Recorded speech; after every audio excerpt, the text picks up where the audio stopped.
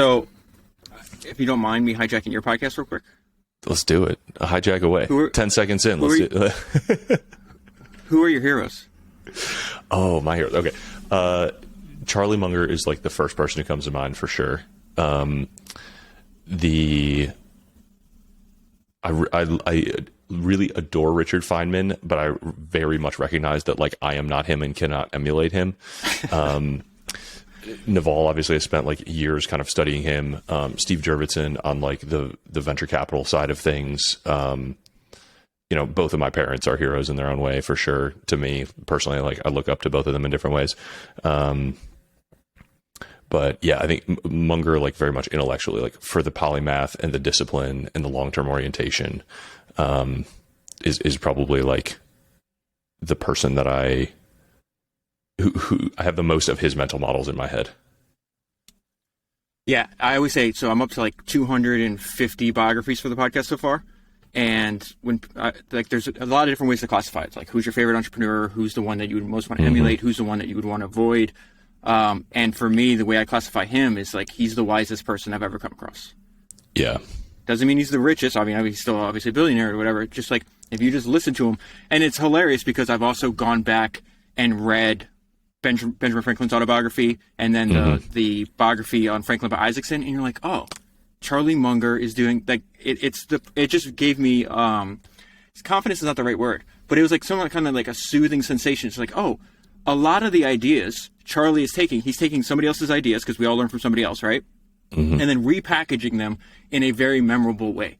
Like in another life, Charlie would have been a great copywriter. Not nearly as lucrative, but just the way he can compress an idea and it just sticks in your brain. And so a lot of the reason I was excited to talk to you is because this book legitimately is the one I give the most as gifts. Like, it is absolutely incredible. I just sent you an email a few weeks ago where I was like, I had a friend, we were talking, he's like, man, I feel lost in my career. Immediately went to Amazon, ordered it, sent it his way. I was like, just read this. He's like, don't worry about what's going on. Just download it. You can do it easily in a weekend and then just keep going back to it. It's a book that you don't have to read chronologically. I would recommend reading it chronologically first, but then just highlight and tag. And I always do that. I'll just pick up. I did this yesterday when I was thinking about I was going to talk to you. And like, that's the way, I don't know if you can see it, but like, that's the way my book. He's holding up the Almanac of Naval, by the way. Oh yeah, I should have said that. Sorry, I forgot. I can see you, but most people can't see us. Yeah. So, and then what I realized is just like, the important way of how Charlie compresses a thought, just like Naval does, right? And a ton of other people. David Ogilvy is another person, an example of that. But I think that's really important because you're going to be deluged with a ton of information. Think about all the books you've read, all the podcasts you've listened to, all the videos you watched. How much of you remember? Like 99.99% you're not going to remember. Yeah, but it takes that amazing hook, that synthesis, to like actually hang the whole idea on. I think that's what Munger did really well with some of the mental models. He's like, here's the model, here's the story, and here's like why it's important. Jeff Bezos did that same thing. Those Eugene Way blog posts about like the defining ideas of each chapter of Amazon. Did you read this? No, it was a little bit in the Everything Store too. Yeah, I want to kind of collect them all. There was a season of the company where like every decision we made was around getting bigger faster, and then there was a decision around like operationalize everything. And it's so like, but he had like a tag like get big fast, or like get our house in order, is like 4 words to guide all the decisions in the whole company for 18 months at a time. I thought it was so smart. They're called Jeffisms. Really? They're called within Amazon. They're called Jeffisms, and that's what I've noticed. People think, oh, if you're really smart, if you're really successful, you have to know a bunch of things. It's like what I've realized by studying, hundreds of history's greatest entrepreneurs is like they find like maybe a handful of ideas that are extremely important to them, and then they drill down on them for multiple decades. They repeat themselves over and over again. So something I say in the podcast that has resonated with other people is that repetition is persuasive. Like you have to get used to maybe identify 5 different ideas, and then you just repeat them, and it applies to different situations. So the reason I was excited to talk to you is because I took Charlie's advice where he's like, take a simple idea and take it seriously. So I reformat that to find a simple idea and take it really seriously. And then, so I took that idea and then Naval's basic, like his outline on how to build a business in the age of infinite leverage, which you discuss obviously at length in this book. You expound on his Twitter thread that obviously went viral, and you start collecting these ideas and you combine them into something that is unique to you, and it just works. Yeah. So tell us the structure of your business and like how that came together. So I've always been obsessed with reading, right? And it's the only hobby that I've ever had that I've never quit. You know, like I've been interested in other things, and they appear for like a season in my life. But even like when I was a kid, like my mom passed away a few years ago from breast cancer, and before, like we had a lot of conversations as that was taking place, and she was telling me like, because she has memories of my childhood that no one else does because no one else was around. And so she's like, David, the way you've read, like you were like that since you were like 6 years old. Like you'd sit at the breakfast table and you'd read the box of Total. She used to feed us Total cereal, which is disgusting, by the way. And I didn't know what, she's like, you were just obsessed. Like every minute of time, like you were just grabbed. You'd go in like a doctor's office, you'd read the magazines and all those stuff. And so I've always been obsessed with reading. I was trying to figure out like a business to build around that. So I had like an email newsletter that would like it would collect book recommendations for entrepreneurs and other interesting people. And then what I would do is I would buy the Kindle, right, and take the popular highlights. So if you were on the email list, you'd get a list, say, hey, Elon Musk recommends this book. Here are the top 10 highlights. Here's a link to buy, right? And so it was like one of the best descriptions of that I ever got was like, oh, I love your no fluff, non-bullshit newsletter. Like, I was like, oh, that's exactly what I was going for. And so anyways, I was just messing around in that area. It's like, man, I wish I could figure out a way to combine like my passion with, you know, what I want to do for a living. And 10 years ago, I was listening to, do you know who Kevin Rose is? Yeah. Okay, so he was the person that actually got me interested in tech for the first time, because I used to watch, he had like a video podcast before there was such a thing. It's called Dignation. And it's like content marketing for his company. Well, after he did Dignation, he did this high quality interview podcast called Foundation. It's still online. It's amazing. And so in 2012, he winds up interviewing Elon Musk on the Tesla factory floor.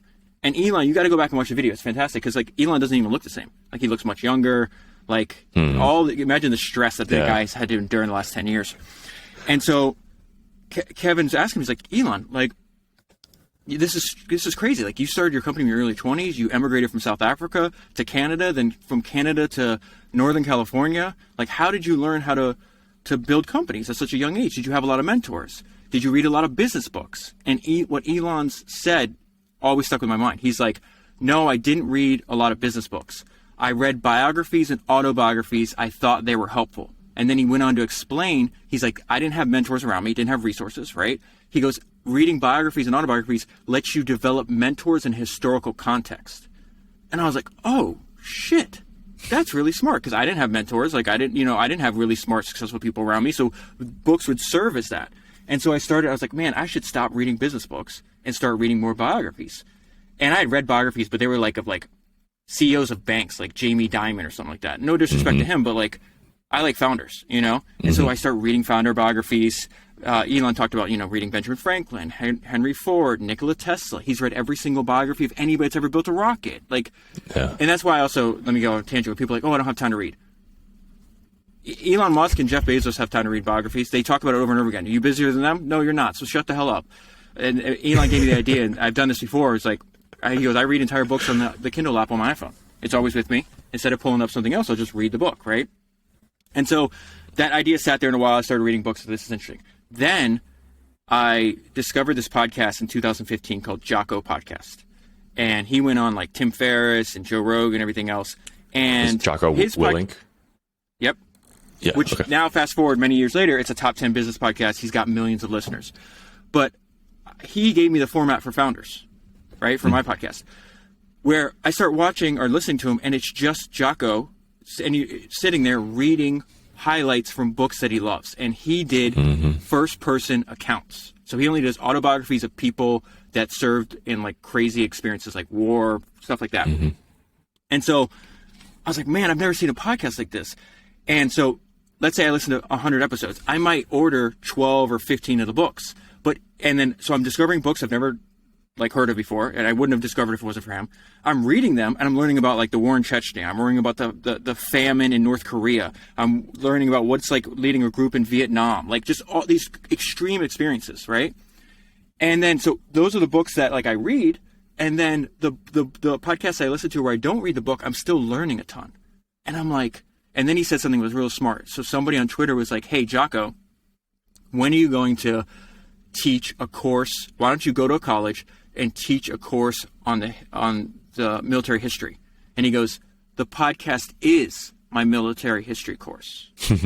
And I was like, "Yep, I should do that, but I should do biographies." It started out just interesting people in history. Then I narrowed the focus down to founders, entrepreneurs, people that build companies, stuff like that. Now I'll still read, the occasional like Julius Caesar, Alexander the Great, Abraham Lincoln. I got a book coming up about him, but mainly it's like, it's founding, and usually using that term in the company, but founding could also be founding a country. If you think about what Abraham Lincoln did, he kind of refounded America, founding an idea, whatever the case is.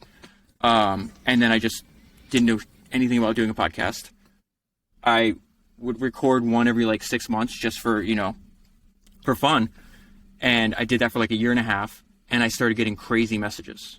People would just find it through Apple Podcasts, like searching it.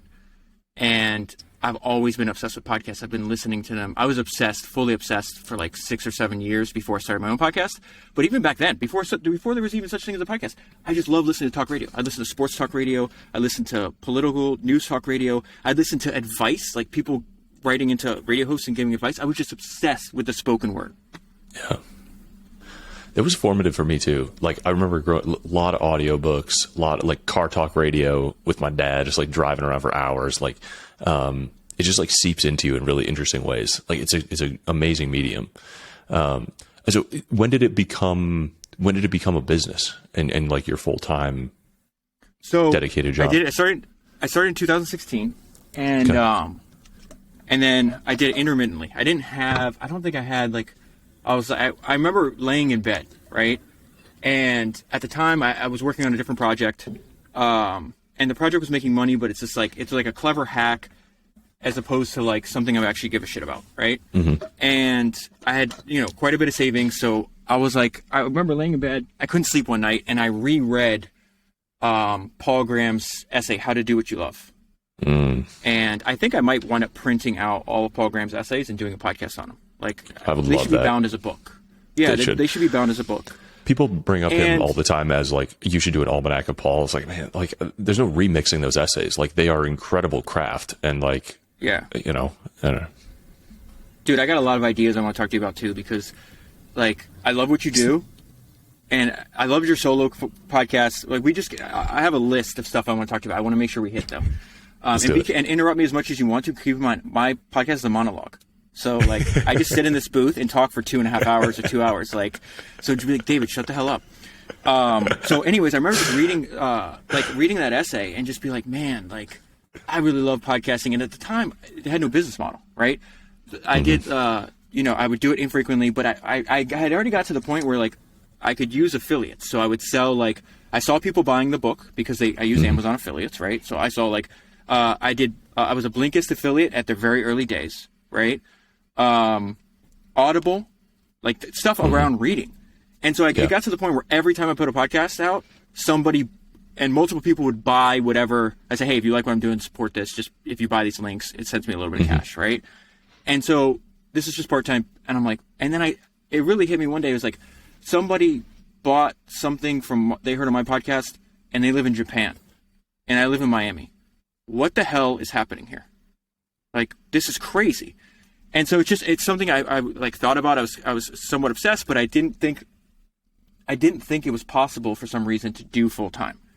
And so reading that essay, I was like, all right, I got enough savings that could last for a few years. I was like, do you really think, David, that if you dedicate 100% of your time, like I work 7 days a week on Founders, like if you actually, because it's like, it's the Naval idea. It's like find work that feels like play, feels like you're possible to compete with. And so, like, if you added up all the time I dedicate to the podcast, it's probably like 70 hours a week. Like, right now. Like, I am obsessed. Everybody I meet through the podcast, and I meet some of the smartest, craziest people in the world, and I'm sure you do too through your work, and that's another superpower. They're always like, man, I love what you do. You should run a VC fund. Or I love what you do. You should start a software company. Or I love what you do. And it's like, everything you just said, I love what you do. Now stop dedicating all your time to that and do something else. I was like, I'm not doing anything. They're going to have to pry my microphone from my cold, dead hands. Like, no, I'm doing this till I fucking die. My exit strategy, death. That is my exit strategy. I can read books as long as I have eyes, and if my eyes if something happens, I lose my vision, I'll take notes on audiobooks. I don't give a shit. I will make it work. So anyways, I just decided that time in bed, I was like, fuck it. You got enough savings for a couple of years, right? Go all in. And so I started doing it every week, right? I still didn't have a business model. And I got to tell you about Masters of Doom because they gave me my business model, which is John Carmack and the guy. Great that book. It's amazing. I think it's Founders 20, somewhere in the 20s if you guys want to hear that. But so what really caused me to get traction is I had, you've marketed a podcast. It's really hard to give somebody. Very difficult to grow. Very difficult. But once you get people, they stick with you because, like you just said, when we were talking about, I think before we started recording, this is easy to talk to you because I've heard your voice for hundreds of hours, maybe not hundreds of hours, but hours. I've read your book. I've read your blog. It's like, oh, we already know each other, even if we've never met in person. And so what happened is I was using Marco Arment's, in my opinion, the best podcast app, which is Overcast. And what I like about Marco is he's got like 5% of the podcast player market, and it's one dude competing against like Apple and Spotify, but it's one dude that gives a fuck. You use his product, and you're like, oh, he loves audio. He loves it. And you could tell your personality is imbibed in your product. There is no separation. That's why I hate when people are like, oh, this isn't personal, it's just business. No, it is personal. Because my business is me. Like, and whether it's a company, a podcast, whatever the case is, it's like, no, I completely reject that notion. So he did the best thing for podcast discovery ever. At the time, use Overcast, I think 5% would upgrade so they don't see ads. And he was using like Google ads. But you'd see that you'd be listening to a podcast and it'd be like, Google ad for, I don't know, like the pizza place or a software company or something like that. And he's like, these ads suck. He's like, why don't I just design them out? So he ripped it out and he blogged about this. It's on his blog if you ever want to read it. And he's like, I'm just going to make ads for podcasts, right? Because, if I'm a podcaster, I know discovery is a pain in the ass. I would love to have the attention of somebody who's already listening to a podcast, right? And so what happens is even to this day, when you open Overcast, like when I was listening to your podcast this morning when I was at the gym, and on the bottom it plays, it just, you see a banner and it says, short description, 10-word description of a podcast. If you like it, you can tap it and immediately subscribe or follow. I guess they're calling it follow now. And I was like, oh, this is genius. And so I started buying Overcast ads immediately. Back then, I was getting subscribers, but they're called follows now. Follows at $1 a pop. Oh, I got amazing. a couple thousand. I got a couple. Now it's $23. Like everybody rushed in there. But so how did you decide to go with the subscription model? Because that is an uncommon thing in the world of podcasts. I feel like there's a lot. I don't know what it is, 90-10 or 80-20 or something, but like way more are ad based than subscription. Okay, so I was just talking to a friend about this last night because he's like, man, I wish I could figure out, like, you have a really simple business model. I wish I could figure it out. I was like, dude, it didn't all come at once. It was years of not work. Nothing's working, and me just constantly experimenting. So I didn't want. I guess to give you some context, and I didn't understand that I thought this way at the time, but now having read biographies of people like Steven Spielberg, Francis Ford Coppola, and George Lucas, I realized that's exactly how I thought about it. I think the best analogy to how I think about podcasting is the way people think about being a filmmaker. And so, like, my favorite filmmaker is Quentin Tarantino, right?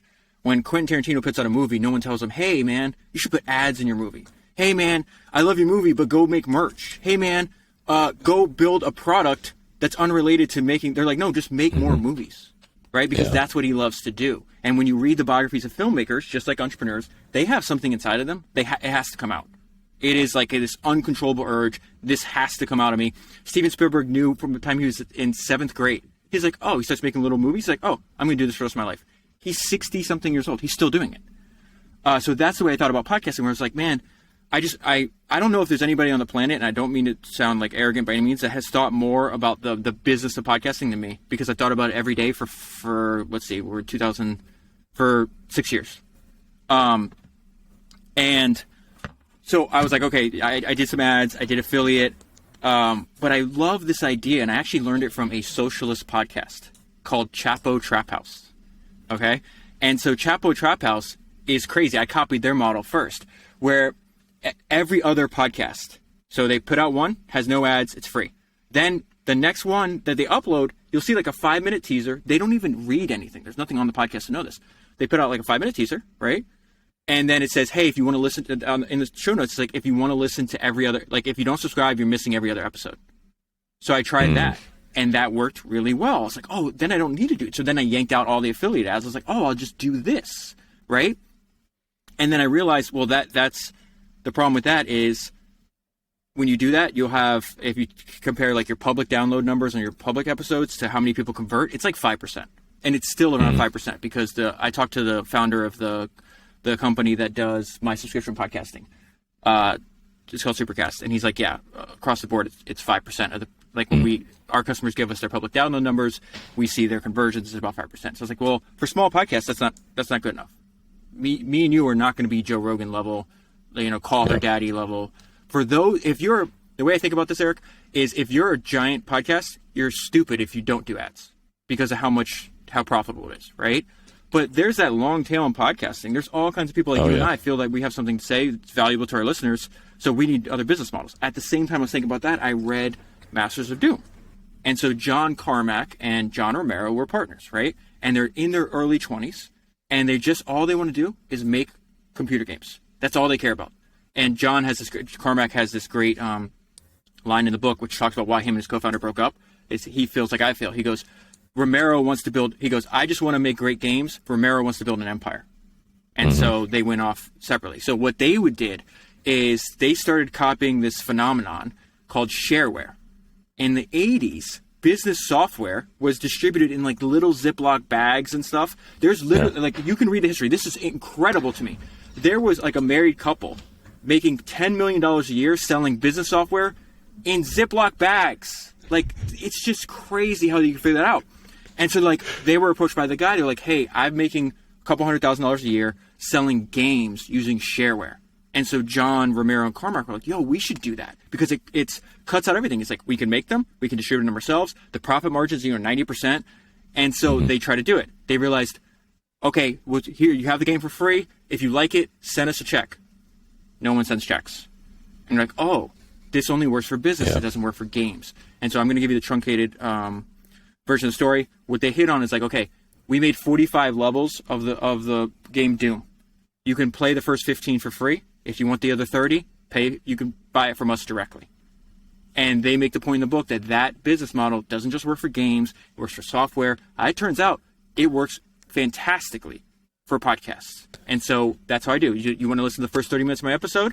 Most of them are 60 to 90 minutes. 30 minutes for free. I'm not putting ads in there. You just listen to it. It's like a demo. It's a free trial you never have to sign up for. If you want the rest, that link, you can set it up in less than 29 seconds. And people do it. And my conversion rate is 10 times higher than the other model. That's amazing. Like, it's insane how awesome. Well that idea that I got from Masters of Doom works in this format. And your format is like addictive too, man. Like the more I started listening to kind of like, I listened to the freemium stuff, and then our mutual friend Mitchell got us like bought me the lifetime subscription as a gift. So thank you, Mitchell. He just texted me right now. Literally. Oh, really? Yeah. I got Mitchell was on the podcast too previously, Mitchell Baldridge. I listened to it yesterday. Nice. I listened to it yesterday. Yeah, brilliant, dude. Like the more I listen to your podcast, the more it sets apart. Like the less I want to bother listening to almost any other podcast. Like it raises the bar for the time I spend with audio, just because it's so dense and nutritious and like high value time.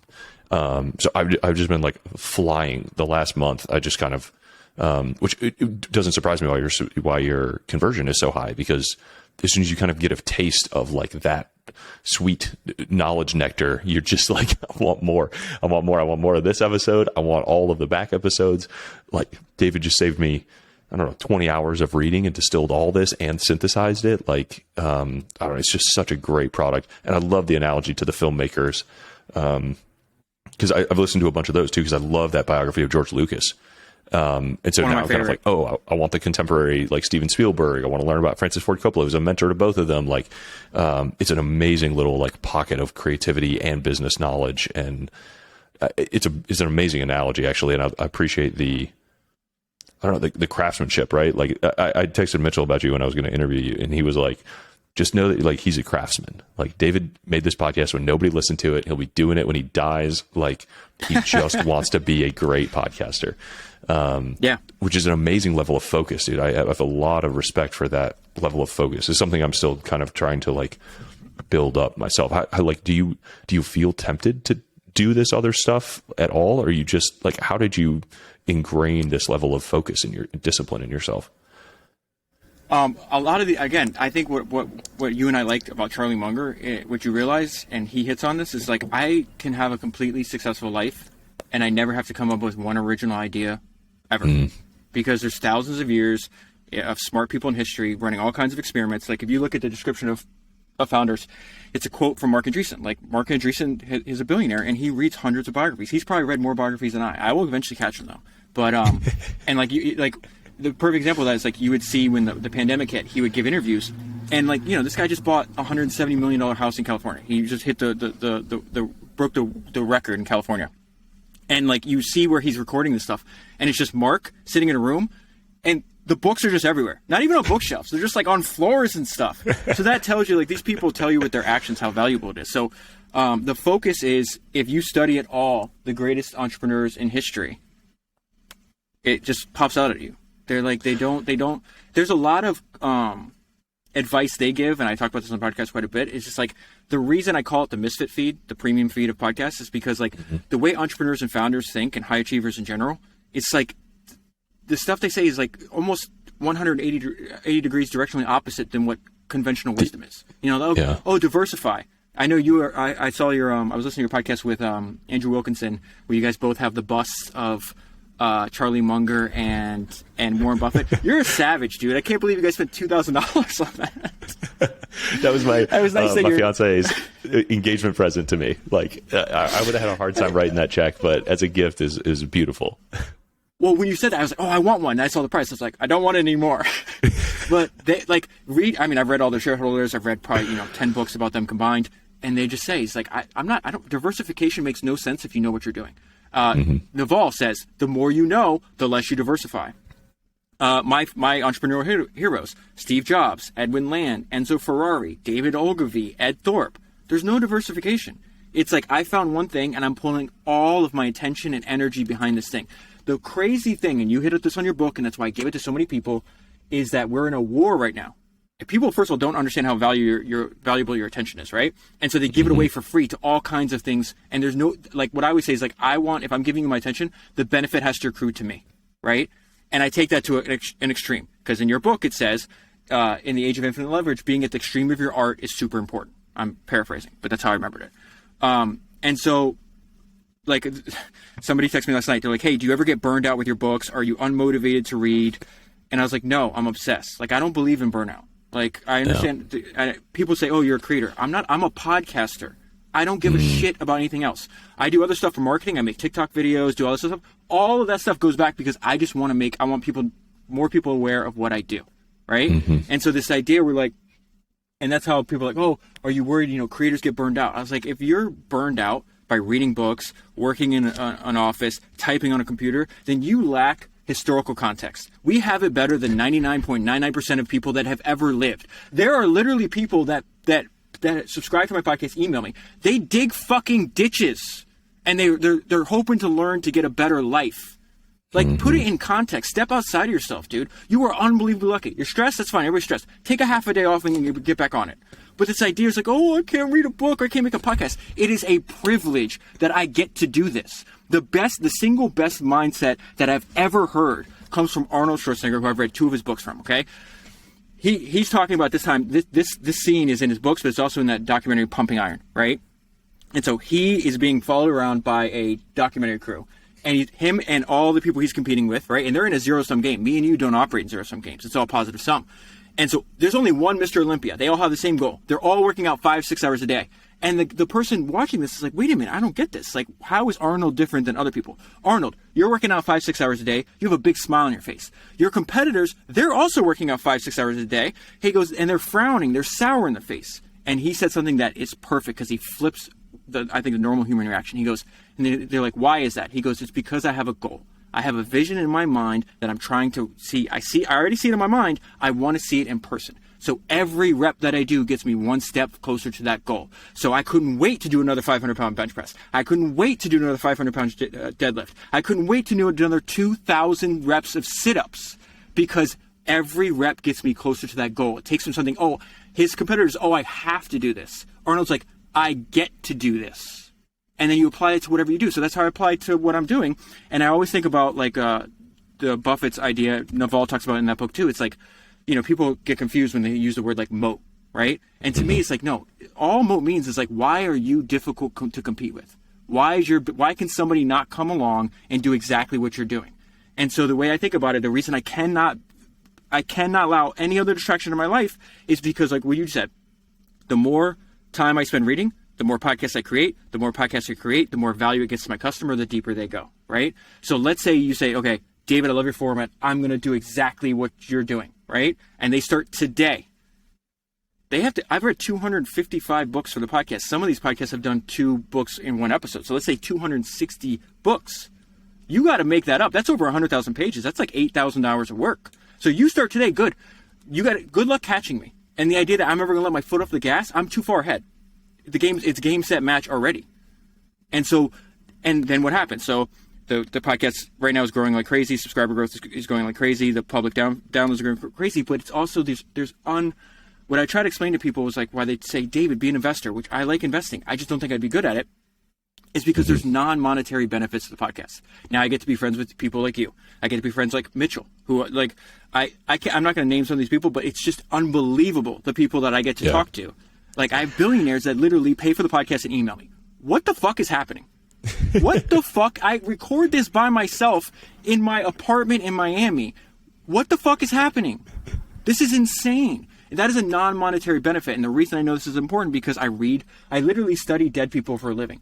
And you realize like, yes, money is important. I would love to be a billionaire. I'm not saying that, but I've read tons of stories of unhappy billionaires.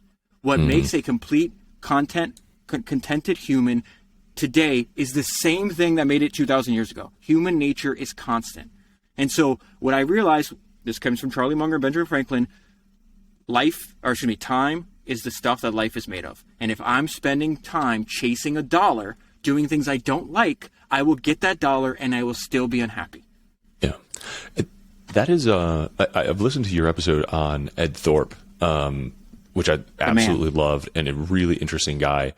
And I think this is a reasonable quote, but I think you said, like, of all the people I have ever read or studied, he is the one that you most want to emulate. Is that accurate? Why? 100%. So my favorite, in my opinion, the greatest entrepreneur of all time, Steve Jobs, hand down, right? So like he's the clearest thinker. I love his products. I love the way he went around it. I love that he was so dedicated from the time. Apple's first sale. Think about this. Apple's first sale was made barefoot. It's $2 or $3 trillion, whatever it is right now, $2 trillion. I don't know what the market is right now, but like that's crazy to me. Like he made great products in the 70s, 80s, 90s, 2000s, and 2010 right before he died. Right. So I love that. I don't want to be him as a person. Mm-hmm. Like I have a daughter. He had a daughter. It's widely known. You can be. My point is like what I was saying in the podcast is like we're here to learn. You and I are here to learn from these people. We're not idolizing them. There is no such thing as a perfect human being. I just read Jay-Z's autobiography. He made it perfectly. I think anybody who hears this line will agree. Like, and that's why I try to like not criticize other people. I try to just mind my own business because like you're throwing stones and I'm an imperfect human being. But Jay-Z said in his biography, this is autobiography 10, 12 years ago, and he's like, I do things that even I have a hard time explaining why. That's the human condition, right? Mm-hmm. And so I'm not going to get on my podcast and be like, oh, he's a shit father or whatever the case is. Like you can read between the lines. So all the people I've learned from Ed Thorpe is the only one. Ed Thorpe is the person that came closest to, in my opinion, mastering life, understanding what actually makes a happy, complete human at the end of their life is not going to look back with regret, which is the thing I'm most terrified of. Because when you're 80 on your deathbed and you're looking back, and you're like, it's too late. Game, set, it's over, right? So this is why I like Ed Thorpe, and this is why he's who I emulate. He's like, listen, you can't do everything in life, so you got to pick the things, the handful of things that are most important to you.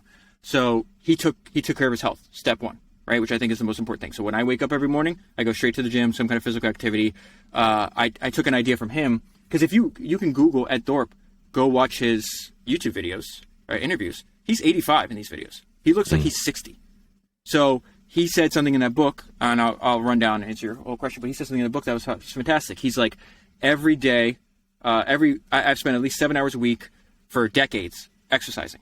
And he's like, I look at 1 hour spent in the gym as one less day that I'll spend in the hospital when I'm older. And then I took his idea, because, and you see this too, because you're in your 30s, right? Mm-hmm. Okay. So you see this because, like, everybody looks good when they're like 20, but then 15 years later, they've gained 2 pounds a year. Now they're 30 pounds heavier. So what Ed Thorpe does, I do the same thing. I wake up, I weigh myself, I put it in my app, and it's that tight feedback loop. Because if you go back and look at the data that I've collected for years, it's like my weight hovers in like this 4 or 5 pound. Like, it's impossible for me to gain weight because I immediately know, I step on the scale. I'm like 2 pounds heavier than I was last week. I'll just eat a little less.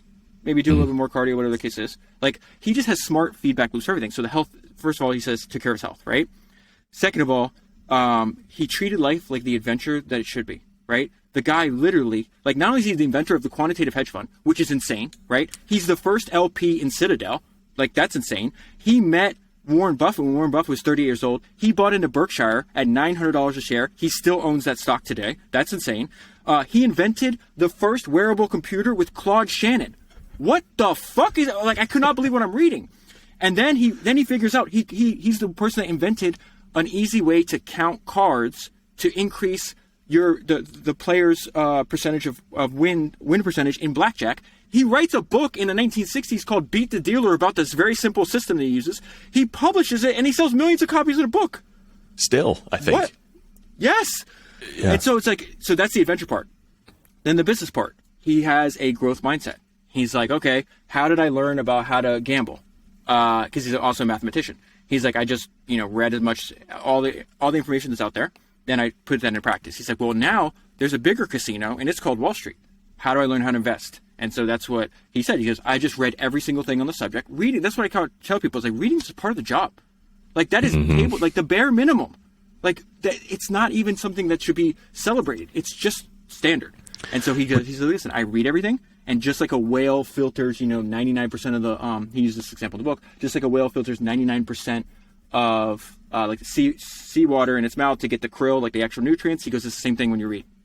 So then he comes up with a way to start realizing, hey, like, we should be applying, like, you should take math and apply it to investing, as opposed to back then it was like, I have some feeling in my gut, or you have some inside information or some like crazy, illegal stuff that you were doing or whatever the case is. And so then he starts the first quantitative hedge fund. His partner winds up, it gets rated by Rudy Giuliani 20 years later. But in, I think his 19-year record, he compounded at like 19% a year, right? And he for the first like 5 or 10 years. For the first 5 or 10 years, he was still a professor at, I think, UC Irvine. Like, it's just insane. And then he's like, okay, he didn't get in trouble. He didn't do anything wrong. The charges wound up getting dropped. It was because he was running the data on the West Coast. That's why it's called Princeton Newport. And his partner was the one doing like all the actual trades on the East Coast. So then he has a decision. Okay, I'm already rich, right? I'm healthy. I've had a life of adventure. I have more money than I could ever spend, right? Do I go and chase another $2 billion that I'll never spend at the expense of my relationship with my wife and my kids? I am married. I have 2 kids. It is non-fucking negotiable that I'm going to be a bad dad. It's just not going to happen. My family tree, up and down, both sides of my mom's side, my dad's side of the family, is full of shitty parents. Parents that sexually abuse their kids, parents that physically abuse their kids, parents that fucking abandon their kids, parents that were alcoholics, parents that chose a new wife over their children. Unacceptable. That stops now. Right here, no fucking way. Because when you grow up in that environment, you're like, this is terrible. Like when I met my wife, I met her in my last year of college. I was like, I'm never getting married, never having kids. Fast forward 7 years, I'm married and have kids. Like, but part of that was because I met her family, right? And so, like, I remember riding in the car on a date when we were in college, and I'm like, why are you talking to your grandmother again? She's like, I talk to her every day. I go, why would you want to do that? Like, the whole concept that you would voluntarily spend time with family was fucking crazy to me. And so then we traveled to her family, and my wife's family's from Colombia, and this South Americans just get, like, they're really smart about multi-generation households. So my wife grew up in this, like, castle, and it's like a bunch of houses connected to each other where it's like the grandparents are next door, the cousins are there, the uncles, the aunts.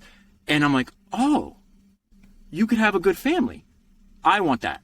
I want that. Like, what do I do to do that? I want to do that. So a lot of people, especially entrepreneurs that I study, it's like they get to the end of their life, they're like, I fucked up.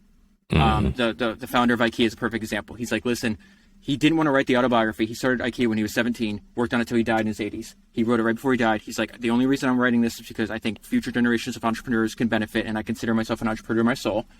And he goes, don't do what I did. He goes, I spent every spare minute building IKEA. He goes, I missed my 3 sons growing up. And then he said a line in that book that gives me fucking goosebumps. And he goes, anybody that has children knows childhood does not allow itself to be reconquered. Just beautiful language. And so Ed Thorpe avoided that. It's just really working backwards, Eric, from like all because humans just make the same mistakes over and over again. So it's like, like Charlie Munger. It's like invert.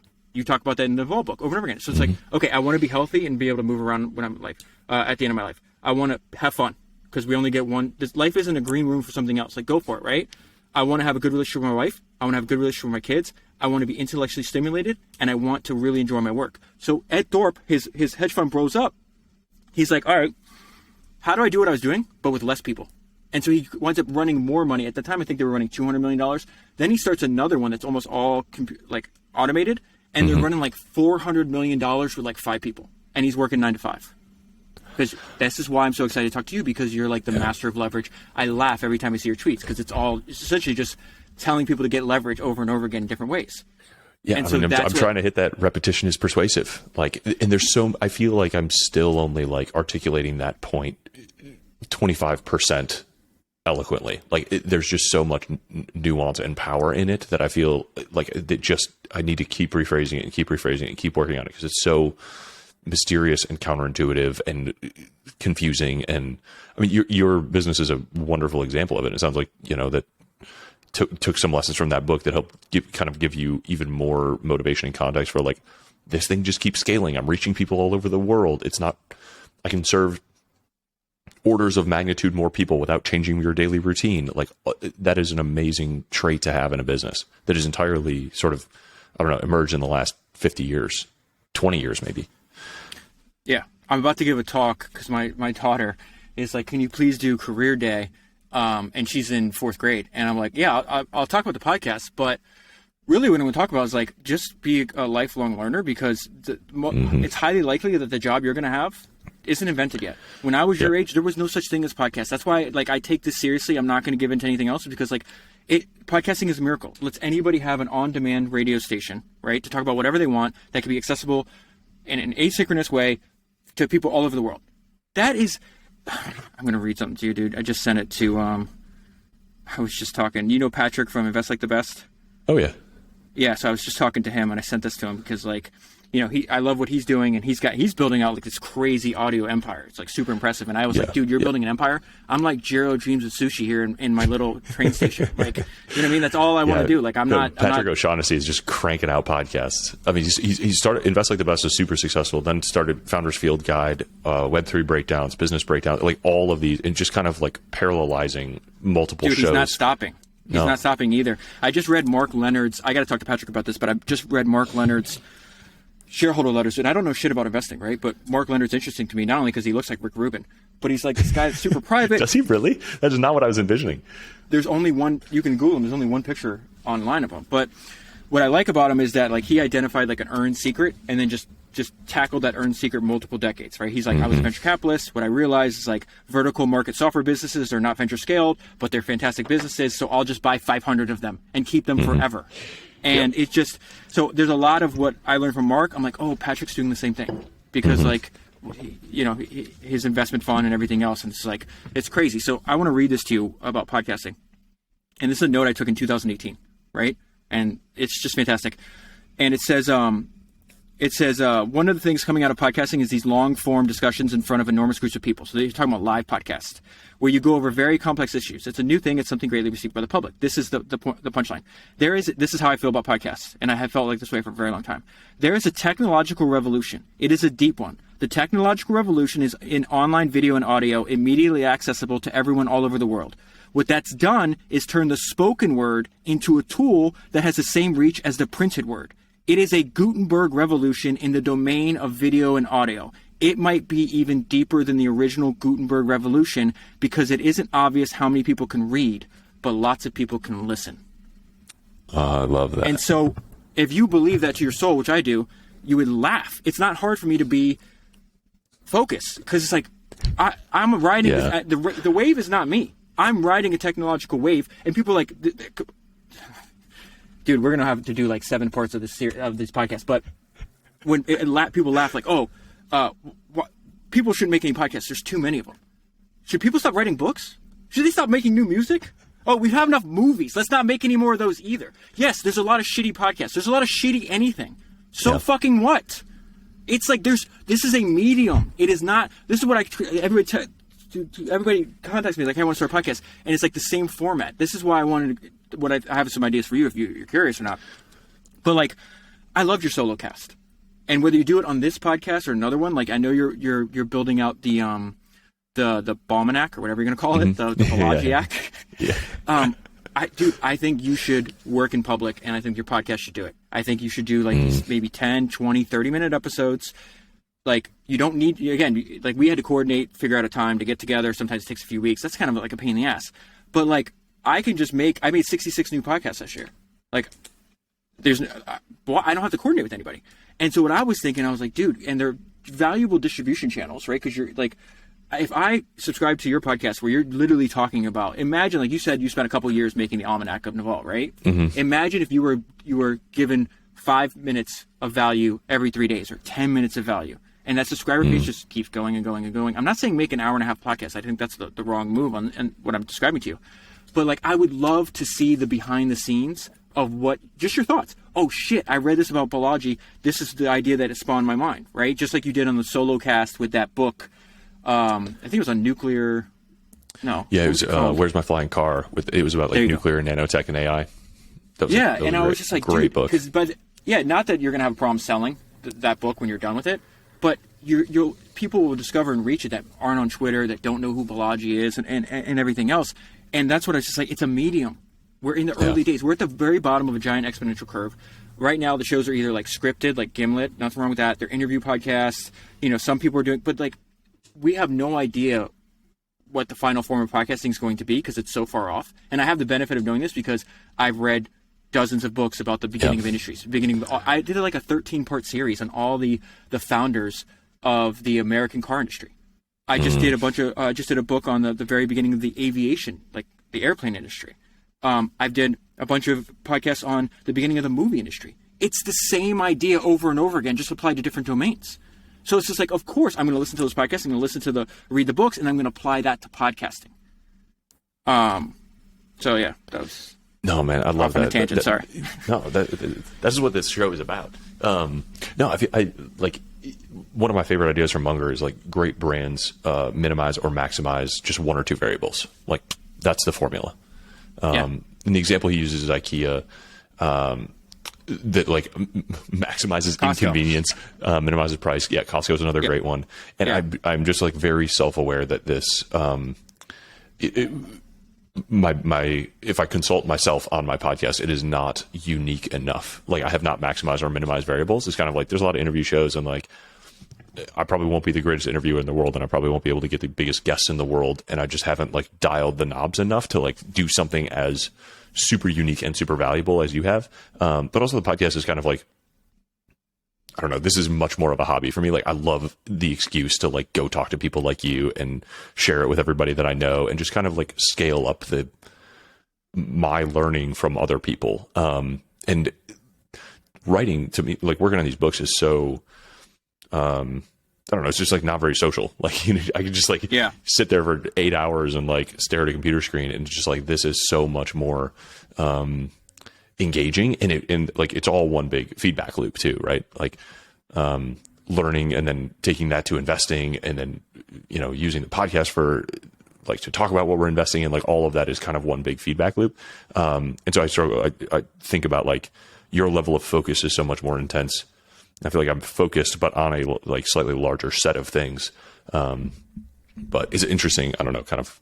No, that's a good segue because like, I think it's a good segue because I have a bunch of ideas and notes that I want to talk to you about. So if you don't mind me turning the tables on you for a minute.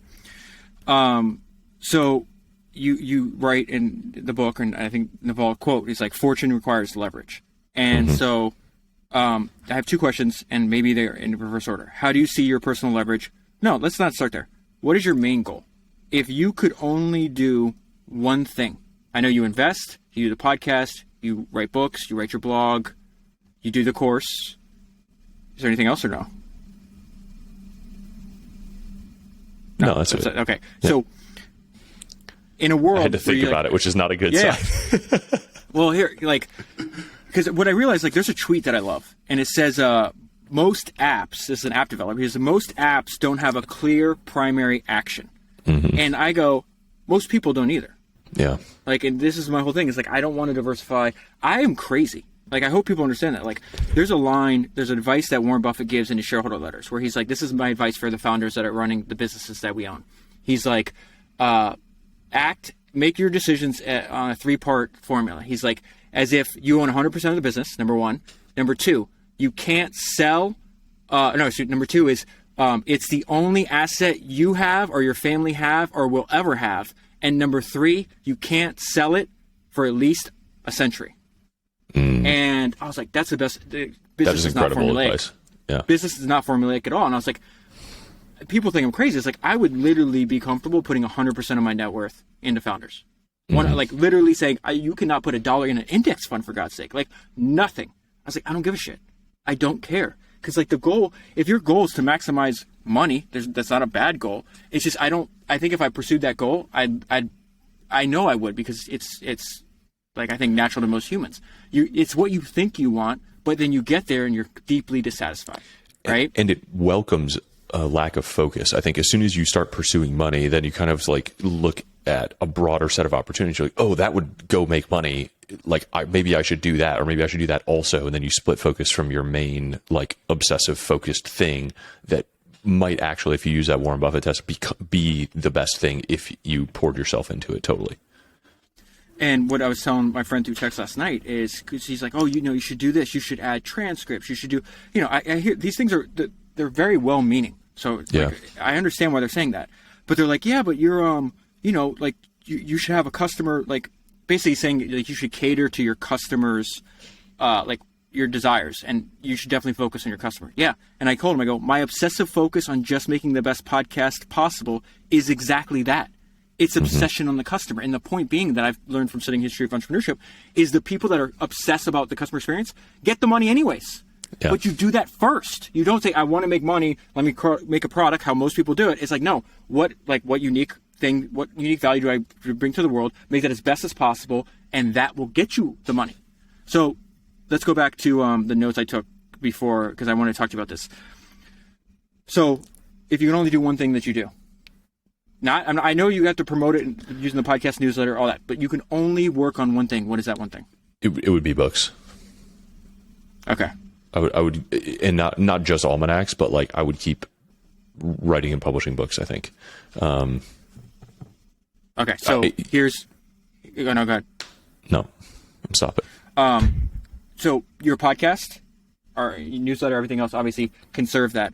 So my little sister, right? I have a younger sister who that's her dream in life. She has a normal job now, but she really wants to be a writer, right? And people think I read a lot. She reads like a book a day. She reads like fiction and like horror stuff and like anime stuff. So it's a little like completely different than what I read. But I was telling her, I was like, Rebecca, like, you've been writing this book for like 4 years, still not done. You got to get it out. I go, but you got to start building your distribution channel for the book right now, because like the most heartbreaking thing that's going to happen is you're going to work on this book for 5 years. You're going to release it and to crickets. So I started explaining to her, I was like, book talk on TikTok and other short form video, the number of books people are buying has actually gone up for the first time in a long time. And a lot of that is directly attributed to the fact that you have these communities online. Yeah. And so I go, listen, dude, I was like, listen, you're already reading books, right? Just make a video, 20-second, 30-second video, like, hey, I just want to read you this highlight from this book that I really loved, right? And so she started putting it out, and now she's growing a following. I go, just do that every day, right? It might take you another 2 years to finish the book, but once look, you're attracting like minds, right? So now the people that like the same books you like will probably like the book that you're writing. So now 2 years from now, you might have 100,000 followers or whatever the case is. Hey guys, I finally finished the book. You've seen me work on it for several years. If you listen to the podcast, I talk openly. It's like, I got to figure out the business model. I'm working on this for advertising. I'm like, I tell you the behind the scenes shit, because I know my audience is full of really smart people and all they do is some smart things. So what I would do if I was you is if you interviews is fine if you want to talk to smart people. There's nothing wrong with that. But I think you hit on that. It's just like, I told a lot of people come to me and they're like, I'm going to start a podcast, and I'm going to interview founders. I'm going to interview investors. And I'm like, are you going to be better at that than Patrick O'Shaughnessy? Because he's been doing it for years and he's really fucking good at it. And like he's got a CEO of his podcast, for God's sake. Like, think of all the infrastructure and the resources he has. Are you going to be better than that at Tim Ferriss? Are you going to be better than that at interviewing people than like Joe Rogan? People look at people like a Joe Rogan, right? And they're like, oh, he's sitting in a room drinking and smoking and talking shit for 3 hours. I could do that. No, you can't. No, you can't. You think being interesting to 11 million people for multiple hours is not hard? You're out of your fucking mind. You're fucking crazy. And so my thing is like, I love interview podcasts. Don't get me wrong. I'm very happy you invited me onto this. I'll talk to you every day if you want. But what I realize is like, that's already done. Yeah. Like people, I'm not going, by the time I start this today, and that's why I've resisted raising money and offers to join investors and everything else, because I'm like, dude, if I start doing this now, I'm like, there's like 5,000 people that are better than that at me. Like, even if I'm personally interested in it. Like, and I talked to one of them who's now a good friend of mine. I'm like, and he's like, I think about this all the time. I think about this every day. And I'm like, exactly. I'm not going to be able to compete like you with people like you. Like, you're going to kick my ass up and down the court. Like, why would I do that? And so I think that's what podcasting is missing. They think it's a fucking show and not a medium. And it's just like, no, dude, like, there's a ton of things you could do. And I think more people should do exactly. I loved the podcast you did about your book. I would even like it even more if it's about the book you're making. And then when you get to the end of that cycle, you have, 20,000, 50,000, whatever it is, people listening, and they're all going to buy the book. Like, there's just so many fascinating things. But the reason I bring that up is because I do think what that guy hit on is like, most apps don't have a primary action and most people don't either. And I think because people don't have a primary action, they spread their resources thin. And so they're not like, it's just arrogant to think that you can be great at something and you're going to do it part-time. Yeah. Or they take that kind of common knowledge of diversification very seriously. I'm curious, in the historical context, how many entrepreneurs that you have studied are actually serial entrepreneurs? I hate serial. No, I shouldn't say that. It just seems like a very recent thing. Yeah. Like, and I'm wondering if that is like, you have a much better data set than I do. Okay. So rule number 2 of, I have family rules, right, that I've come up with. And rule number 2, I tell my kids and our entire family, mind your own business, right? And so I almost said I hate serial entrepreneurs. I don't really care what other people do at all, but it's just completely opposite. It's going to answer your question, like almost none. There's one guy that came to mind, and I actually had this conversation this morning through text with somebody who listens to my podcast, and it's like Jim Clark. Jim Clark was the first person in history to found 3 separate billion-dollar technology companies. And so he looked at himself. He's like, I don't want to manage people. I don't want to, I'm not going to be in an office. He looked at himself as like, I'm creating the story. I'm the author of the story. I find the like building a movie. I pick out the cast, I pick out the script, and I pick out the props, and then you go. So he's the guy that recruited a 23-year-old Mark Andreessen to start Netscape. And Jim Clark at that time that he recruited Mark Andreessen was a legend. Like, I think already a billionaire at that point. But he also didn't believe in diversification. So he's like this, like kind of like an Elon character where they'd be like, you're super rich, you have $2 billion. And he's like, oh, okay, I'll put 50% of my net worth in that company and 50% of my net worth in that company. No other investments, no stocks, no nothing. He's like, he said diversification and mediocrity are the same thing. And he's like, I'm not interested in being mediocre. But to answer your question, almost none of them, man. If we can go through the list of the people, Edwin Land only worked on Polaroid. Not only did he only work on Polaroid, first of all, if you don't know who Edwin Land is, not you, I know you do, but the people listening, one of my goals in life is for more, like every entrepreneur that I ever run into, to encourage them to study Edwin Land. If he was alive today, he'd be kicking most of today's entrepreneurs' ass up and down the fucking court. He ran his company longer than almost any other entrepreneur in history. Steve Jobs met Edwin Land when he was 20. Edwin Land was 70, and Steve Jobs said it was like visiting a shrine. Steve Jobs took ideas from a lot of people. He talks about it over and over again. Founder of Sony, founder of Intel, founders of HP, all types of people. There's not another person ever that he took more ideas from than Edwin Land. When you start studying Edwin Land, and it gives me goosebumps thinking about this, you're like, oh, what I thought, because we came up on Steve Jobs, I thought those were his ideas. No, they're Edwin Land's ideas. So Edwin Land invented instant photography, the Polaroid camera, right? He would get pissed when he was older because they're like, hey, we should start a copy machine. We should start a printer. And he's like, Xerox already does that. There's a million companies. He goes, we're not diversifying anything. And his idea gave me the idea. I dropped one of my other products where he said, he goes, I have a extremely personal motto that might not work for anybody else. And he goes, it is if he goes, don't do anything that somebody else can do. And so at the time I was making money, trying to make money on the podcast. I had this thing called David's Notes. They were podcast notes for entrepreneurs. So every podcast I listened to, I would just jot down things that I wanted to remember. And if you want my notes, you pay me $100 a year and I would email them to you. It's a good business. If you don't have a business and you're hearing that, go do it. It works. Be super narrow focused because entrepreneurs want to know what other entrepreneurs are thinking and they don't have time to listen to everything that's out there, right? But I realized when I heard Edwin Land say that, I go, anybody can do that. But I can only do founders the way it's being done. So I was like, oh, gotta go. And I, dropped it was a good amount of money. Like I was like, oh, fuck it. I'm closing it down. It's so interesting to see those parallels. Not a lot of cereal. Not a lot of serial entrepreneurs. It is so invigorating to see those patterns when you see one of those ideas like that. Like, so when you said, I don't remember the exact phrasing of the model, don't do anything that anyone else can do, right? Yeah. I immediately also thought of Peter Thiel's, like, every great company is unique and every, like, failing or struggling company is in a perfect competition. I also thought of the Jack Welch cutting any product that they're not in any category that they're not number 1 or 2 in the category. And I also thought of, like, one of the laws of leverage that we teach in the course is, like, do only the stuff that you can do, or do the things only you can do. Like, everything else should be either outsourced or not done. It just as a touchstone, like, it is so, I think you used the word reassuring before, but to, like, see those threads that go, like, deep and that a bunch of different people have, like, independently discovered and used as principles and proven over and over again as, like, almost a law of physics of entrepreneurship. It is funny that you said that because I don't like taking days off, right?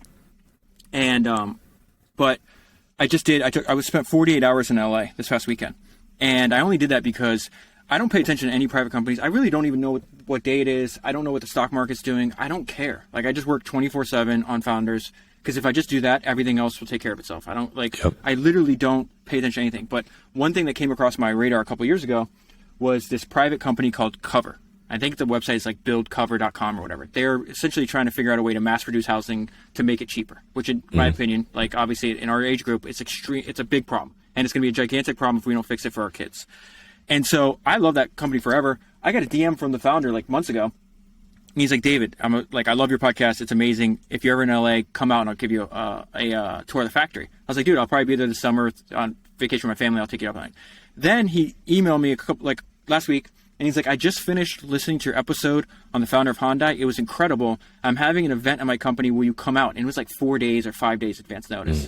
And I'm like, all right, this is the second invitation. If I keep saying no or pushing it off, I might not get another invitation. And I've watched videos of him. I was like, oh, this guy, like, he gives me like spider senses, like running it through everything I've read about. And so, like, yeah. So I wind up going out there in like a couple days' notice and having breakfast with him. And he said something what you just said.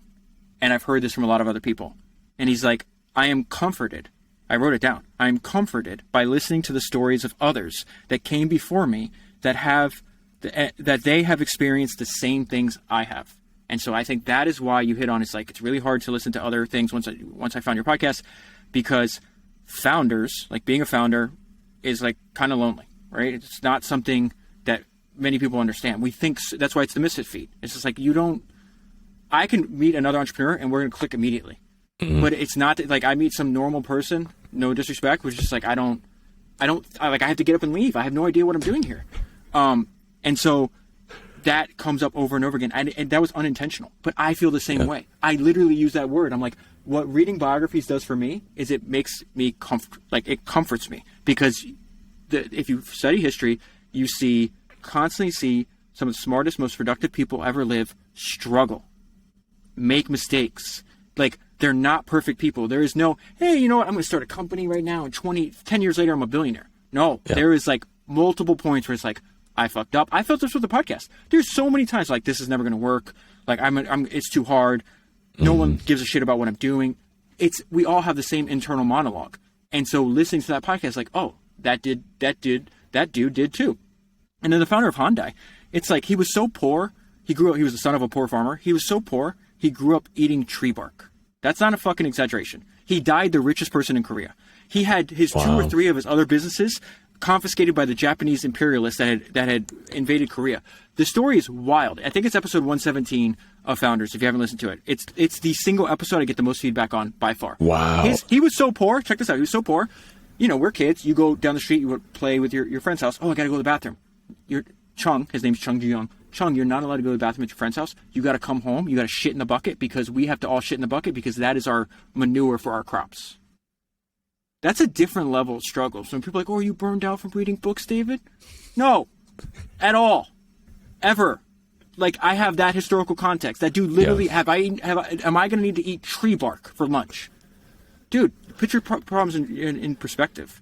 I think there was another Arnold, where I thought you were going when you said the Arnold Schwarzenegger quote, was he had that historical perspective too. He's like, one, I have visited like Liberian diamond mines, and I've seen people who spend 18 hours a day in the dark getting stabbed by rocks, and they get to go home and see their family like for a 1 week per year, and they get paid $1 a day. Like, if you're doing better than that is my bar for misery. And he was in the he was in the Austrian military when he was younger. So like, just constant gratitude helps you. I think this is another phrase, I can't remember which entrepreneur it came from, but another phrase that you like, positive mental attitude and forward progress in any circumstance is just like this. Also a common thread that I feel like has come out of, you know, many, many episodes that I've listened to. Pessimists don't make anything. They don't make great companies. They don't make great company. I don't want to hang out with you. Like, take your negative ass over there. I'm just not interested in getting to know you at all.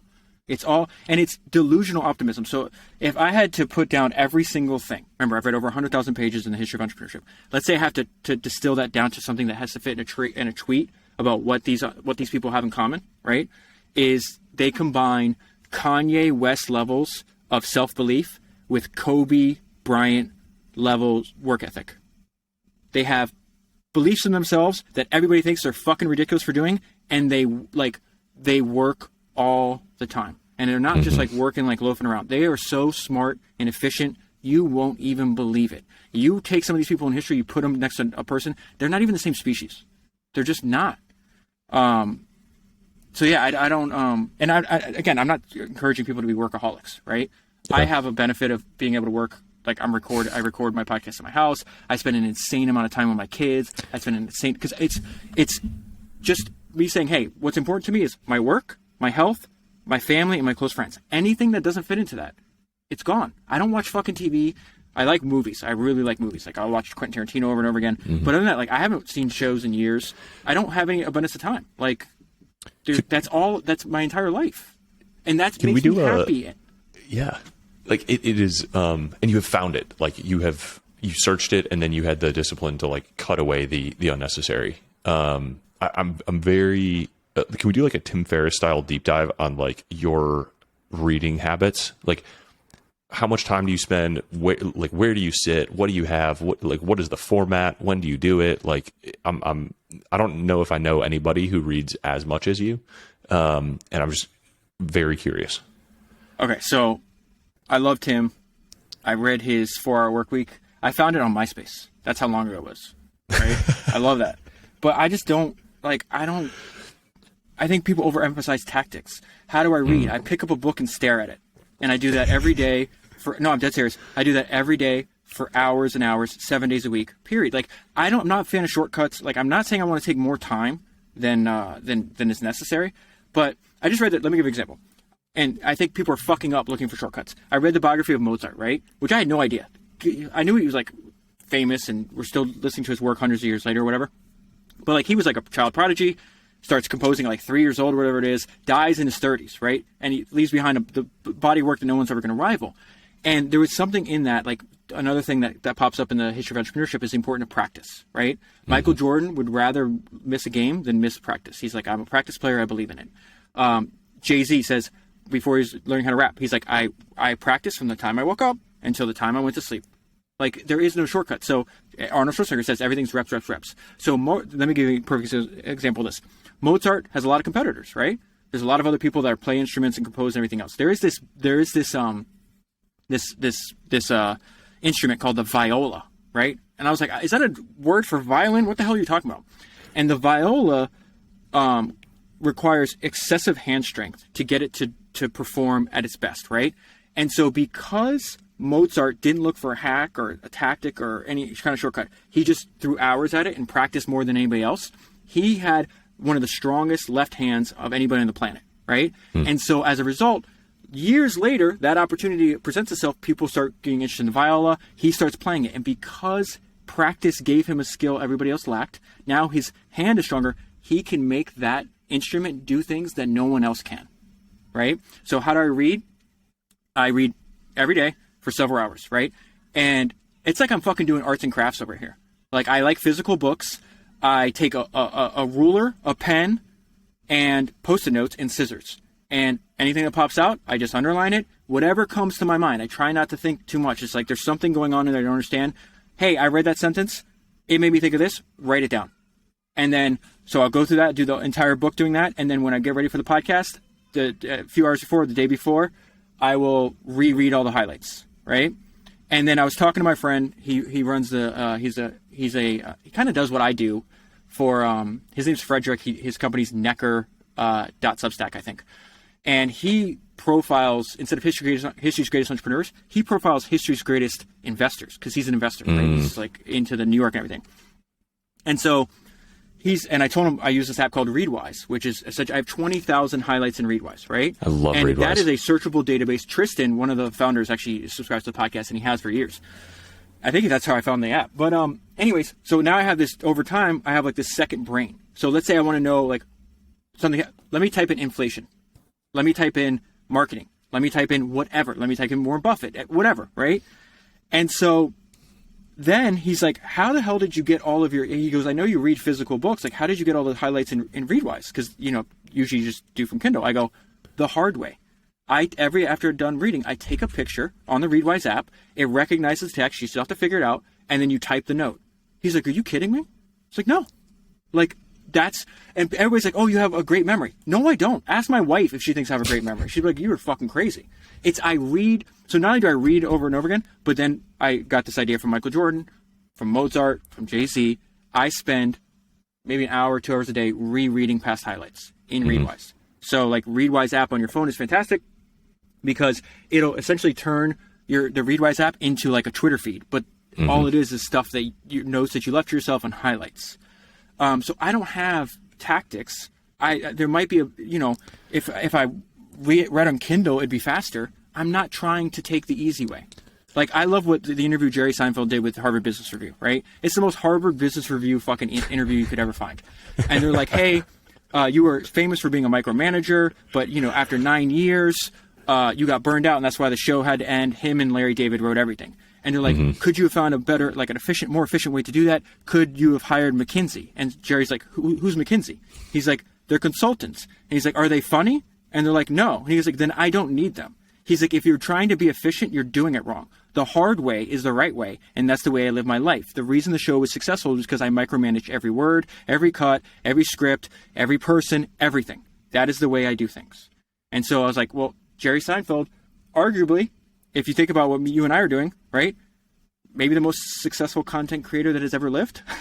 Yeah. If you really think about it, he's just reselling his show over and over again for, like, he's going to wind up collecting billions of dollars in his lifetime. Still, yeah. Like, I mean, that, and then that's back to, one, the craftsmanship attitude, two, sort of the filmmaker's approach. I feel the same way about the books, actually. Like, there is absolutely a more efficient way to do it than what I do, but it is just brute force hours of finding every little transition and every little cut and every little connection and putting everything in the right order.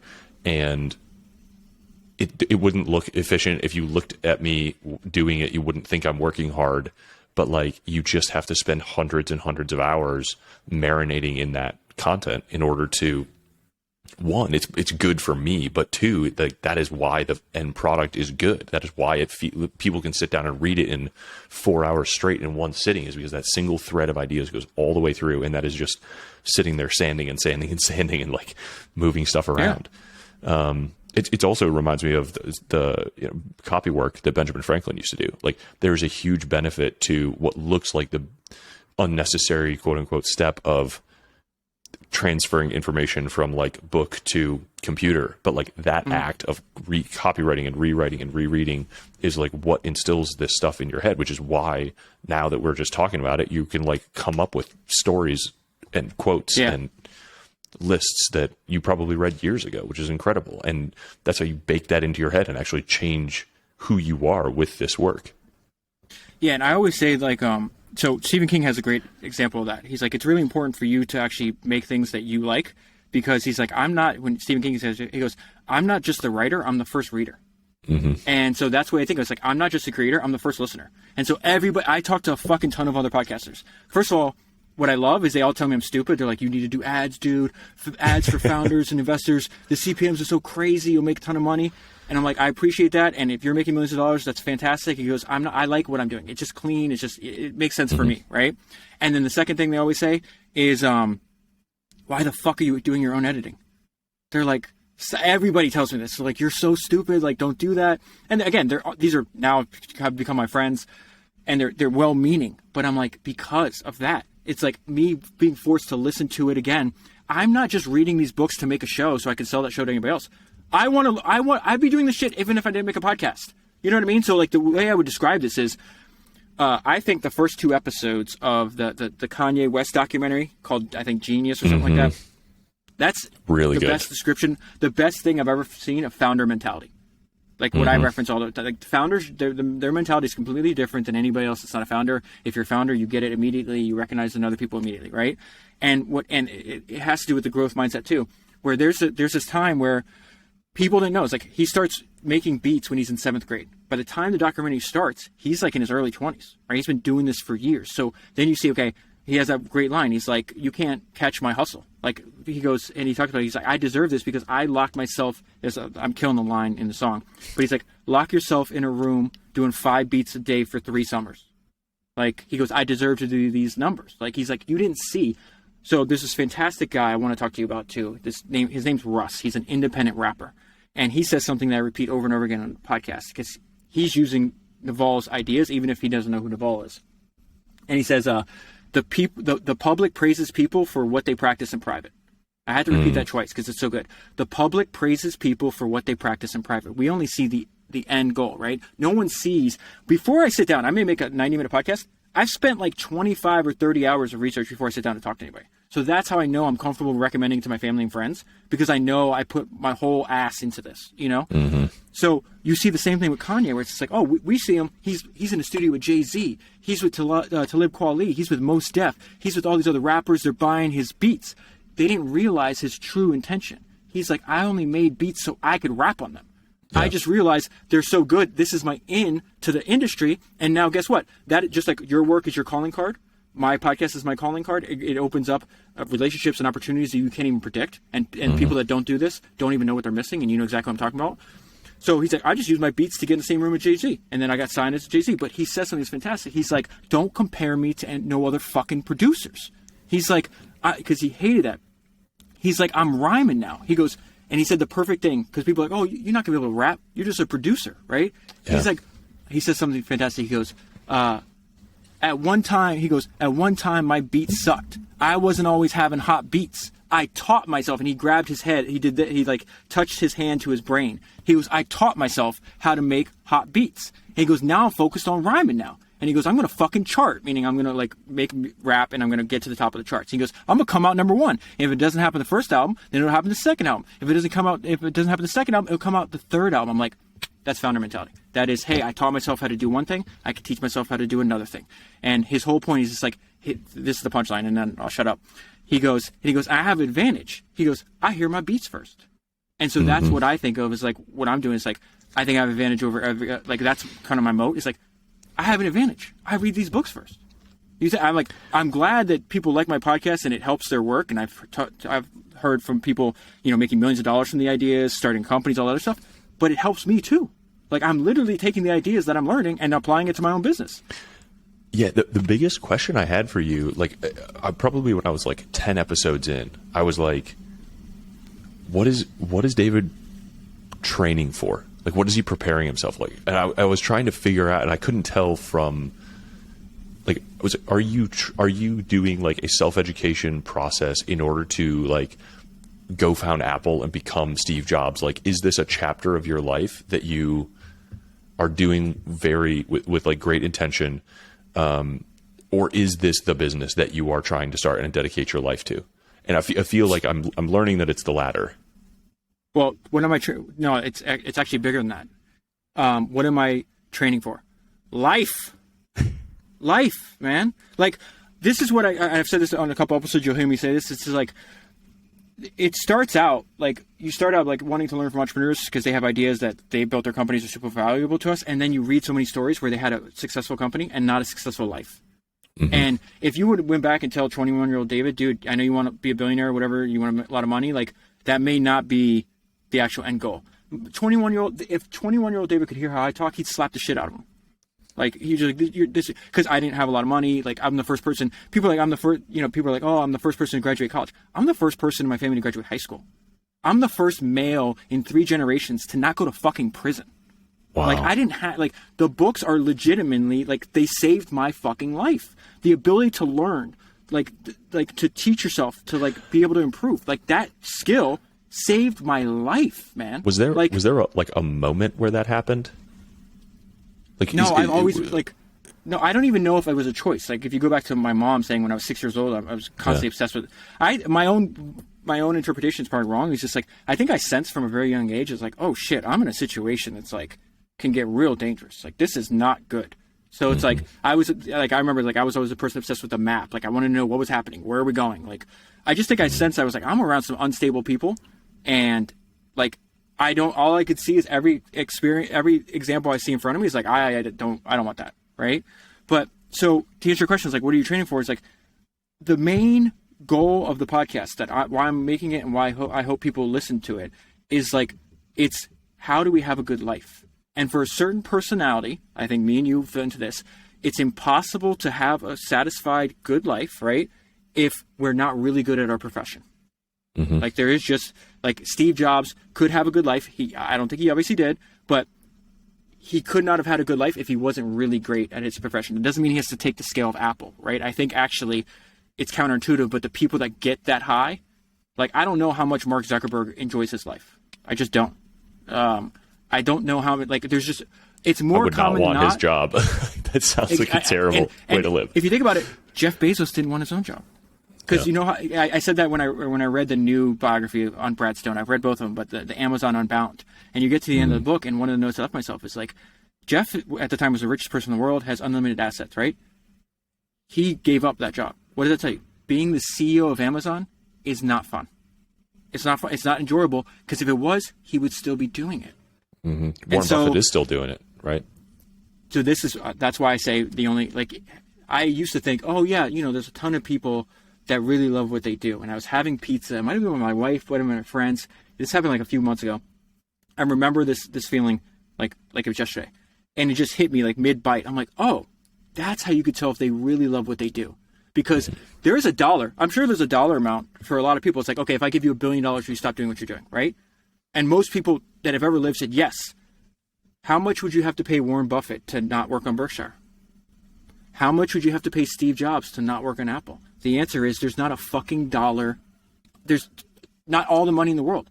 They have something inside of them. They have to get out. That's my son. I don't know if you can hear him. I'm in a soundproof booth, but he's really adorable. He's like running around out there. So yeah, what am I training for? I'm training for life, man, because I have never had a personal example of somebody that lived a good life. And like, my mom was so sweet and such a nice person. Everybody loved her when she was alive. But like, the biggest thing I learned from her life was that the default life experience is one of, it's like the Thoreau quote, like, most people live quiet lives, desperation. Mm-hmm. Like, she was raised by terrible parents. Like, her father and mother, terrible fucking people, right? They never, like, she never graduated high school. She married my dad. My dad's, a good dude. He's got some issues, obviously, but he's real good to his kids. But like, they were never in love. They got pregnant. My dad's Cuban. His dad made him marry her. It's like, oh, okay, you got her pregnant. Like, you have no choice. You're going to marry her. So like, she had a terrible upbringing, right? Then she was in a long marriage. They got divorced and remarried. They should have never been together. They were not in love, right? They were not compatible. They went, even if you have a bunch of kids, they just stayed together for that. And then when she's in her mid-50s, she gets the shittiest roll of the dice ever. And like, there was metastatic breast cancer. And so she dies at 60, but her last few years, that's not living, dude. That was fucking torture. And so when I see that, it's just like, that's the biggest lesson. That it's like, dude, whatever you want, like, what do you want out of life? Write it down and then go after it like your life depends on it, because it does. Because there is a chance that you have this one shot at life and you're not going to get anything that you want out of it. I know she wanted, who doesn't want a loving relationship? I know she wished she had a better parent. I'm sure she wished she found a better job. All this stuff. The only thing she actually got out of life was her kids, which is good, but that's also like, they're going to leave, and like, then you're just left alone. So when I'm reading these books, yes, I want to pick up all the good ideas from their business that I can apply to my business, that the people listening can apply to theirs. But I want to avoid, it's more important than that. It's like, I want to avoid the mistakes that just appear over and over again. The alcoholism. Charlie Munger talks about this. Yeah. Alcoholism, drug abuse, unhappy relationships, no friends, poor health. So it's life. I'm training for life. Have you heard of the Great Books program? I think Mitchell has actually told me about that. So he sent me the link, if I'm not mistaken. But tell me about it. So there's like it's like a major, like, you can go to some specific colleges, like some of the most historic liberal arts colleges, like St. John's is famous for it and Notre Dame is famous for it. And you basically start at, like, I think it's like the Iliad and the Odyssey, and you just read the entire, like, quote unquote great books. It's like a specific list. It's like the canon of the whole history of Western literature, like from the ancient Greeks up through modern time. And they're like small seminar classes, and like, you spend a few hours a week. I think in college it's like 10 or 20 hours a week to read these texts, take notes on them, and then you show up and discuss. And it is nice. It's kind of, on the one hand, it's like, oh, liberal arts education. On the other hand, it is like this deep like thing of historical context. And there's somebody now who does it, the online Great Books program, and I'm contemplating doing it, and I'm interested in talking to the guy and having him on the podcast. But it strikes me, listening to your podcast and kind of like hearing you talk, that you are basically creating the Great Books program for entrepreneurship, of founders. And it's a full education in itself. Like you say, you're not just learning how to start a company, you're learning business, you're learning the foibles of humans and their relationships. You learn, you study Ed Thorpe or Warren Buffett, and you learn about concepts, like the mathematical concepts.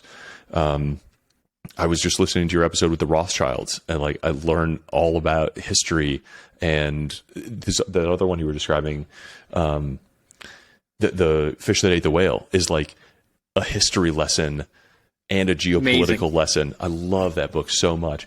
And you have a great episode on it, but it is an education in so many disciplines, just by taking this one simple path really seriously.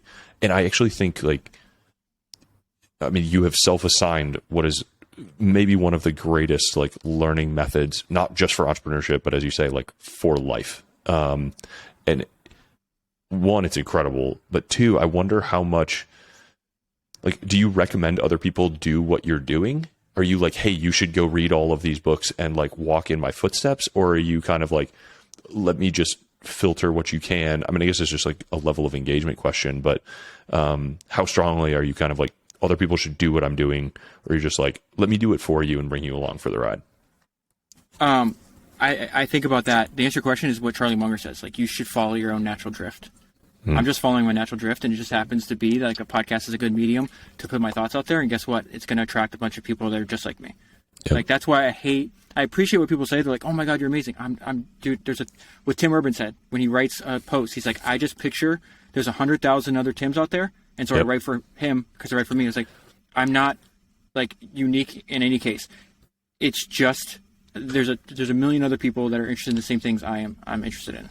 I wonder, what do you think the value is? We can speculate wildly on this. The value of, say, me just listening to your podcast versus the value that you get for living your own life from reading the book versus the value you get from reading the book and then teaching the book back to us. Well, the best way to like, I think teaching and like, so the way I think about it is, like, there's some people that are experts in a subject, right? And so they can teach it over and over again. Like, there's no such thing as an expert in entrepreneurship. Like, it just doesn't exist, right? It's a complex adaptive system. So what I prefer is like, I learn something and then I immediately turn it around and teach it to somebody else because that helps me understand it more. Yep. Because like it's just, there's a difference between reading a book, right? And then reading a book and taking notes. And then, like, think about it. So most people just read the book. Maybe you have a couple highlights, whatever. So that's step one. But what I'm doing is like, I read the book, I take notes. Then a day later or whatever, I reread it. Then I record a podcast. Then I hear the whole podcast back. And then I take notes on that podcast because my show notes are usually like little blurbs that stick out, right? To me. And then I put those in Readwise. And then 3 months from now, that thing I just read is now popped up into it. Like, that's a different, it's just so much deeper. And so maybe I'm not trying to be humble by any means, saying I don't have a good memory. It's like, I'm just pushing it deeper into my brain where it's just like, I don't think about it. And that's why anybody's have a conversation with me. And I've met a ton of listeners for dinner, calls, everything else. They're like, this is like talking to you is like hearing a podcast. I was like, that's it. Like, I can't put on a show, dude. That's why I don't have intro music. That's why I don't have anything. Like, it's just literally audio, because my whole thing is like the Lindy effect. Think about that, right? Like, people are like, think about what Jeff Bezos said. The best way to build a business is you build a business around things that won't change 10 years from now. So when he starts Amazon, he's like, I know 10 years from now, people are not going to be asking for higher prices. I know 10 years from now, they're not going to say, I wish you had less selection. And 10 years from now, I wish you got my packages slower. So he said, I invested in those. And so people are like, podcast is going to change so much. What do you think is going to change? And I go, I'm not worried about what's going to change. I'm worried about what's not going to change. And one human talking to another is as old as language. And that is why my podcast is structured like that. People are always like, oh, I love how I feel like you're talking directly to me. I am. That's not a feeling. I never understood when YouTubers are like, hey guys, I'm watching the video. I'm by myself. What the fuck are you talking about? Like, you didn't even understand the medium. The understand is how to have a conversation with another individual at scale. Like, there's no guys here. I'm by myself watching your video. What are you talking about? And so that's why people, and I get a lot of feedback. They're like, I love how you say it's like, you remember when you and I talked about this, because I also think it's like, there's a guy I like watching his YouTube videos. It's called Biographies. He does like short 20-minute videos on all these people. Right. And what I never understood is like, dude, you've done like 300 of these videos. You only talk about that person. You don't talk about how they relate to all the other people you've studied. And so founders is people like, how should I listen to it? However you want. It's just one giant conversation about the history of entrepreneurship.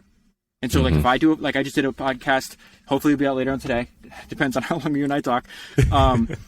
Like, I just did one on Henry Flagler, right? The co-founder of Standard Oil. In that podcast, I haven't listened to it back yet. I've probably referenced 5 or 6 other founders. Because some shit that Henry Flagler did, I don't know why, for whatever reason, I read about it. I'm like, oh, that sounds like, X, Y, Z.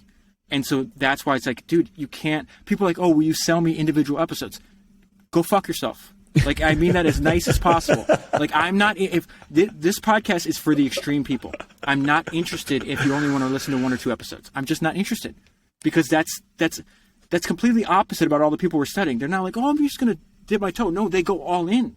Like, that's what I love, is like when I hear people like, I've listened to every single episode, or I've listened to 20 episodes, or I've listened to 50. Think about it. Even if you listen to 20 or 50, that's still like spending 75 hours with me, or 50. Like, the way I think about it is like, think about your very best friend, right? Mm-hmm. And then add up how long you talk to them in a year.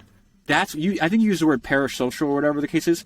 That's why I think podcasting is so powerful, because in many cases, people have heard me speak more to them than their best friend.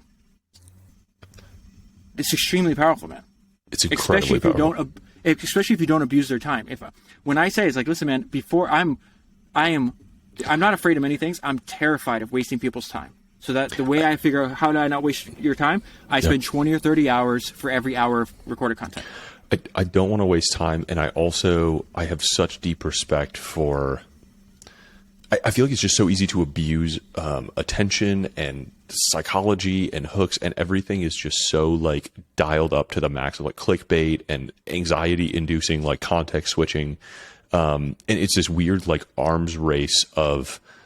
We are so far past like value created in a lot of cases, and a lot of people are just going for like, I need a hook, I need attention, bright colors, fast cuts, quick moving, and it's like you're no longer serving the person who's listening to you. You're no longer helping them. You're actually like making their life and their brain chemistry worse because you're caught up in this arms race for like more attention, more views, more whatever. And I sense it also in you, and like I try to hold tight to it. Also, I want to serve them, and I want to filter very intentionally for like the people who have a sense of what improves them, not just delivers dopamine, right? Like, we want to improve their life in a holistic, long-term focused way. Well, so to go back to your original question, because I don't think I answered it, it's like, it is not, I'm very happy if people obviously subscribe to the podcast. It's fantastic. They listen to it. Entrepreneurs and investors read, and they read all the time. And there's no short. I don't care if it's an audiobook, whatever the case is. So, like, I was talking to this other guy last night because he's like, hey, man, and I hear this all the time. I really, like, I'd pay more. Like, why don't you just do transcripts and then, like, upcharge? First of all, I'm not adding products. It's one product that gets better over time. And then relentless on. I'm not adding any features. But I go, read the book. Like, I'm not going to say who this is, but there's a guy that has a successful entrepreneur successful podcast where he interviews entrepreneurs. I know who he is. I've listened to his episodes. He emailed me the other day, and he's like, dude, he goes, I discovered your podcast. He goes, I've been ripping through your episodes on Estee Lauder, Michael Jordan, all these other people. He's like, can I get transcripts? And this is the email I sent back to him. Thanks for the kind words. I've listened to several of your episodes too. I don't have any transcript, but Estee Lauder's autobiography is short and there's zero fluff. You could read it in a weekend. She was an amazing entrepreneur. Like, that's my answer. If you're going to ask me for transcripts, it's like, read the book. That is the transcript. And it's better than any podcast I could ever do, because if you spend, I did a podcast on your book, right? It might be an hour long, but it took me like 10 hours to really, like, don't be afraid of spending the time. You are going to learn more. Use the podcast as like you can't, I mean, dude, it's going to be insane. How many people have read 250 biographies? Like, tiny percentage, right? In general, because it's just like, that's a weird thing to do. So I understand. I'm not expecting you to be able to follow my footsteps and to read every book, but you can read a book a month. You could listen. Like, what if this is the way I think. It's like, how do I use Founders? Listen to one episode a week. That means in 2 years, or no, that's not how I said. I go, listen to 2 episodes a week. That means in 1 year, right? You would have downloaded key ideas from 100 of history's greatest entrepreneurs, and then pick out of the episode you like, read 1 book a month. At the end of the year, you've downloaded key ideas from 100 entrepreneurs into your brain while you're doing other stuff. You're at the gym, driving your car, washing dishes, going for a walk, whatever it is. And then you've read 12 books. And then you do that over 10 fucking years, and you just have a base of knowledge that no one else does. Yeah, you'll be a completely different person. And like, I actually would love to hear your, like, what is the snapshot of you pre-Founders 2015 and the snapshot of you now 2022? It's not 250 even the same, biographies in. It's not even the same person. That's why you'll see me constantly go back. Like, I'm about to reread. The reason I read Flagler's biography is because I'm rereading Titan right now. And Titans 2, it's too important. It was episode 16. First of all, I didn't know shit, right? And you realize the more you learn, the more you know nothing, right? I love Charles Kettering, who, they called him like the 19th century Ben Franklin. I did a podcast on him. He said, his family said that one of the smartest people ever lived, and they said what we should put on your tombstone is what you said the most frequently. I don't know. He's smarter than me. He's smarter than I'll ever be. And he's like, I don't know. Like, the world is more complex than we can ever deal with. So I'm rereading these books. And the reason I'm doing this, one, I don't like obviously, if you do something 250 times, you're going to be better than if you do them 16, right? Well, not only that, like, now, the reason I'm rereading books, and I will always reread books, and then when I reread a book, I'll always make another podcast on it, is because the words on the page do not change. I am changed drastically. I reread Ed Thorpe's. Ed Thorpe was episode 93, then I reread it, and I think it's episode 222. So that means in between that, I don't want to do public math, but it's what, 130 books, whatever? It has completely different meaning. I didn't even understand what I didn't understand.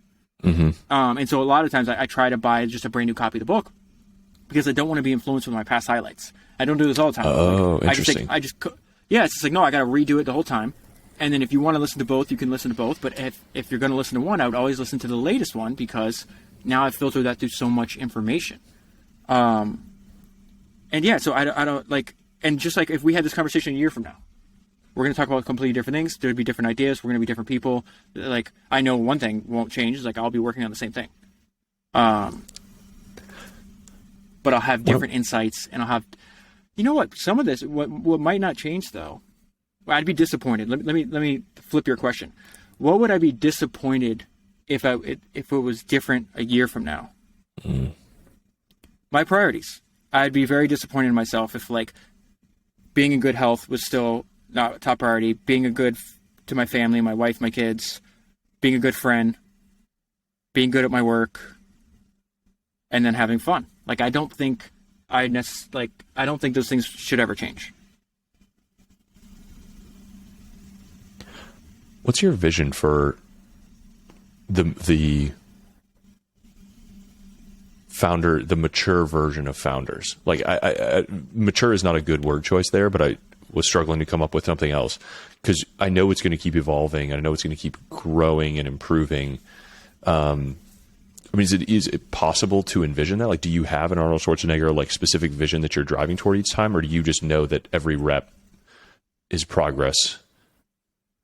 So I think the format's down. Like, if I make a podcast that's longer than 90 minutes, I screw it up somehow. So like I like 60 to 90 minutes about one, like very focused, right? With a ton of research done before I sit down. I'm not like, it's just doing more of that forever, right? And people are like, oh, you should do a live show, you should do all this. It's just constantly saying no. It really, what it is just like, I truly believe in my soul, in my bones, that an entrepreneur's career and life will be better with founders than without. Okay. And so the way I think about that is I stole this idea from Steve Jobs. He says, my first goal was to make an insanely great product that benefited somebody else's life. Right. So he says, computers are bicycle for the mind. They're tools for thought. Okay. So they like you having one of my devices is making your life better. And he goes, so my goal is for this is Steve talking. My goal is for every single person on the planet to have an Apple device. And to do that, we can't just be great at making products. We have to learn how to become a great marketing company. And so I feel I'm in the same position he was there. And he took that to the extreme. Like people don't realize, think about how busy Steve Jobs was. He met with his marketing team every Wednesday. He approved every single ad before it went out. It could be a billboard in Tulsa, Oklahoma. It doesn't matter. It's not fucking leaving till I see it. He showed with his actions, because my favorite maxim of all time is probably actions express priority, right? It doesn't matter what you say. It matters what you do. And so I have one of my oldest friends. We go back and forth because he's like, oh, I want to lose weight. I was like, no, you don't. You want to sit on the couch, you want to drink alcohol, and you want to stay 30 pounds overweight because you've been like that for 5 years. And then he'll make all these other excuses. He's like, oh, you're not like that because like he works a job, and he's like, you're not like that because you have, like, it's easier for you because you have control over your time. And then I pulled up, this is pre-pandemic, and I pulled up the Barry's Bootcamp app, And it showed, 350 times I went at 6 in the morning, which means I woke up at 5:30 in the morning. I was like, oh, it's because of that. I go, no, it's because my actions show you what I want to do. No one has to tell me, stay in shape, read books, make podcasts. Like, you have a problem if somebody has to tell you, like, to motivate you, right? And so Steve Jobs is showing us with his actions, not his words. He said it with his words too, but his actions is saying, I'm showing up here every Wednesday. We're going to go through this. This is a top priority. I am at that time a multi-billionaire, right? In his case, my 2 hours of my time is unbelievably valuable, and I'm dedicating it to this. So that is, I don't think Founders is going to change, right? Because I think it's relatively simple. It's like, hey, the original idea was, what would it be like if you met up with your friend once a week and he told you about this book he read? Like, that's interesting now to be interesting in the future. All my focus is, when I'm not reading and not making the podcast, is marketing. It's just, and what I mean by that is just finding creative ways to make more people aware of its existence. Because what you just said, like, I don't know if it was recorded or we were talking about this before this, what that email said is, it's like, oh, once I discovered it, I got it immediately, and now my life is better because of that. So I want that millions of times over. Yeah. And yes, I will benefit. Obviously, that's the incentive. But it legitimately, like, I love this shit. I love when people send me emails and they always say things like, oh, your podcast changed my life. No, you changed your life. I didn't do anything. We never even met. You chose to listen to it. You chose to invest in it. You chose to apply those lessons. You chose to get out of bed in the morning. You chose to get in shape. You chose to be a fucking better husband and father. And it's not even husband and father, mother and daughter. And there's also, and I like these messages because all the messages just push me even harder. Because, like, I just got an email from a lady. She's like, I listen to your podcast with my daughter. Like, I have fathers and sons listening to it, co-founders listening to it, people entire offices listen to it. I'm like, that's insane. I went to a freaking birthday party. This is getting crazy now. I went to a birthday party for my daughter's. It was a birthday party for my daughter's friend. We're at the house. I knew the dad. We're cool. He's just started a startup. He raised money. I knew he listened to the podcast. I met people there that listened to the podcast I didn't know. And one's like a stay-at-home mom. One's an attorney. I'm like, what the fuck is happening? This is freaky. And I'm like an introverted person. This is not comfortable for me by any means. Like, I just went to that company event I was telling you about in LA, and I wound up meeting people inside Cover that listen to the podcast. But he's like, hey, I'm going to introduce you to somebody else. I was like, please don't. Like, I can't talk to people I don't know. Like, I'm only here because I find you guys interesting, but I'm not a networker. People invite me to, like, let's say you are in Miami and you're like, David, I'm throwing an event. I'm not coming. I won't. But if you say, hey, you want to have dinner? I'm showing up. I like one-on-one interactions. I am completely shy and introverted. And people think, oh, because I have like an intensity on the podcast, they're like, oh, no, I'm not comfortable at all. Like, I love one-on-one. I will never go to an event, a network, any of that stuff. So it was kind of, I appreciate what they were saying, but it made me a little, like, I started sweating, like right here, like in my mustache and beard. I was like, oh shit. It was an overall good thing, but I was like, oh man, this is not comfortable. It's just amazing. I felt that same momentum kind of a few months into that book coming out. And I think it's hard to appreciate or trust that it's there until you feel it. But when you have that craftsmanship mindset and you create, like, that is the proof that something is truly stands out and is quality and is serving your audience when they start sharing it on your behalf, and all these like unexplained good things come from it. I mean, that's like the product market fit, as Mark Andreessen talks about it, right? You're kind of like, just how is it like finding out that people are doing like podcasts or TikToks or whatever about the book, or finding out that, like, you know, your podcast episodes are like making the rounds inside of a company or inside of a Slack group or inside of like your own PTA or whatever. I feel like that's how this is how you can know that you're in like the right, when you say like, I think the format is set, like that's, I feel like how you know. Yeah. I don't need to change anything. What I am interested in though, in experimenting with, and I want to talk to you about, is like the business model of podcasts, because in my heart of hearts, I still think, so right now, you have ad-based, you have some content marketing for a company, like they're owning their own media channels. You have subscription, but like, I still think if I was starting brand new, I like the idea of like one-time, lifetime payments for things. I just do. And right now, it's like, it's actually increased a lot in the last like 3 weeks, which is kind of weird, but it's like about 10% of the people that sign up choose to do lifetime, right? And I was like, man, I wish I had more courage, because I would just say, like, that's the only option, right? And so, like, the one thing I believe is, like, we don't know the optimal business model for podcasts, and I don't think it's going to be applicable to all of them. Obviously, it depends on the situation, but I would love to see more examples of, like, people selling podcasts, because people buy books. This is what pisses, like, it doesn't piss me off. This is what just doesn't make sense to me. When people are like, no one's going to pay for a podcast. Well, you go to graphtreon.com right now. The Patreon API data is public. There's private podcasts that have 50,000 paying members. That exists. I know of other podcasts that have more than that. Like, so that's clearly a lie. Like, of course they will. Then I have a friend who's been teaching me how to use TikTok and everything. He's a young kid. He's like, David, he goes, I pay for your podcast. He's 21. And he's like, but man, your podcast should be free. People my age aren't going to pay for it. I was like, I will show you all the .edu addresses I have, like email addresses. Like, that's just not true. Like, entrepreneurs, investors clearly understand that knowledge is profit, and this is an investment. It's not an expense. But the reason I said when we started, and we weren't even recording yet, that you have one of the best voices that I've ever heard for podcasts, like, legitimately. Thank you. I would love to see, like, a private podcast separate from whatever you're doing. But, like, and I just think there's an unlimited number of applications to private podcasting where it makes sense to sell for like $99, maybe $199, depending on what you're doing. Maybe you change or not change, but like you convert your leverage course to complete audio, and like you price it like, because like, that's a really interesting idea, actually. So there's a business idea I have that I wanted to do, and I'm like, I start thinking about it. I was like, David, stop. You just said you're not working on anything else. Stop. So I found this YouTube channel recently, and it's just like this great voice, kind of like yours, right?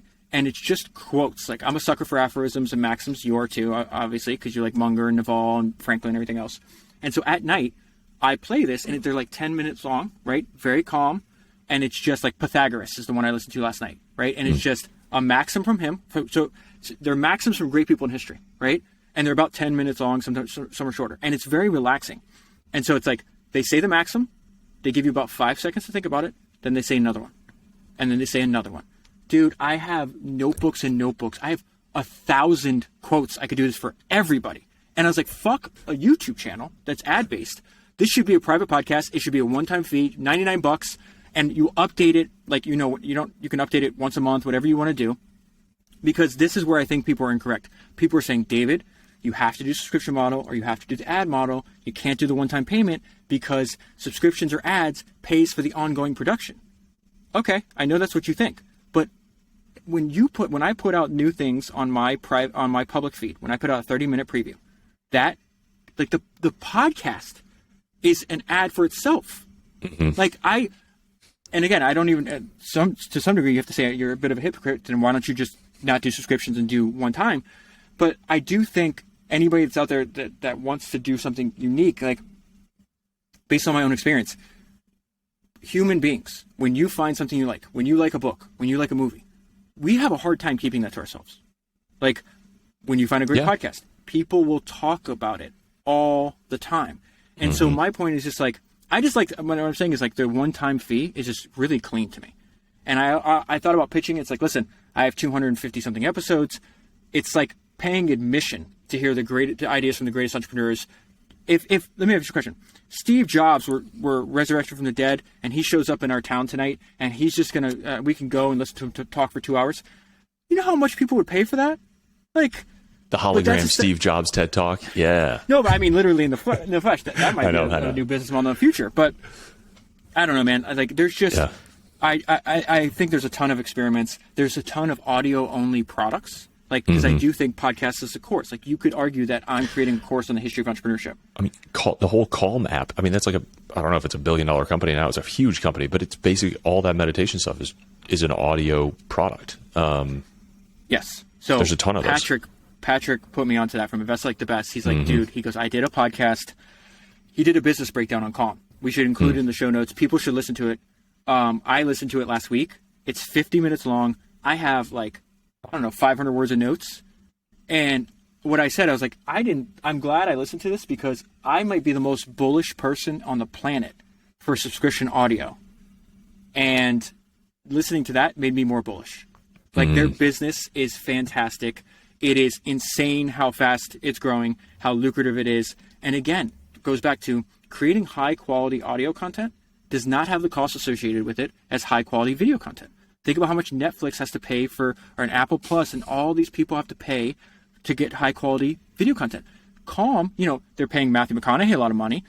LeBron James, I'm sure, has some kind of equity in the company or whatever the case is, but it lasts forever. That's what I like about what I'm doing is people send me books all the time. I got a book recommendation. Hey, do the biography of the guy that started Spotify. No, I want to focus on dead entrepreneurs because he can go on podcasts and he can be interviewed. I want, when I do an episode, you can listen to it today or you can listen to it 10 years from now. Right. So I just had this, I got a guy email me. He's like, I was reading about evergreen content, baby. I love evergreen. It's almost complete. Right. So, and I saw your blog says that. Yep. So let me give you an example. This guy, because you only get my email once you sign up. I give everybody my email that signs up because I get book recommendations. I get, I make friends, all this other stuff, right? And it when you make content online, you get a lot of hate. When you put a paywall on it, that disappears. Because they don't even know anything about it. And so it's also nice for your mental health. But he's like, I was studying Milton Hershey. I got intrigued. So I searched Apple Podcast. I found your preview. I listened to it. I liked it. I subscribed. And he goes, thanks for what you're doing, et cetera, et cetera. And then I've listened to a bunch of other episodes. I went and looked up the difference between the day that he emailed me and the day I published that podcast was almost 600 days. So the podcast does the work for you. Yep. You just have to wait. I have no idea how many customers my past catalog is going to get me. But go back to your, and I'll shut up, I'm sorry, about serial entrepreneurship. You know how Charlie Munger says that if you get the big, if you get the handful of really important ideas and it carries most of the freight. I think the more, I can't explain why I believe this other than it's just something intuitive from reading all these biographies. I think time does that for success, an individual and a business success.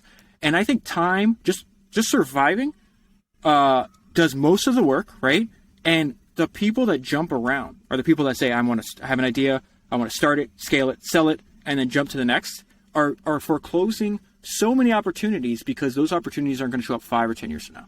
The podcast is growing like crazy right now, but it wasn't doing that at all in 2016 or 2017 or 2018.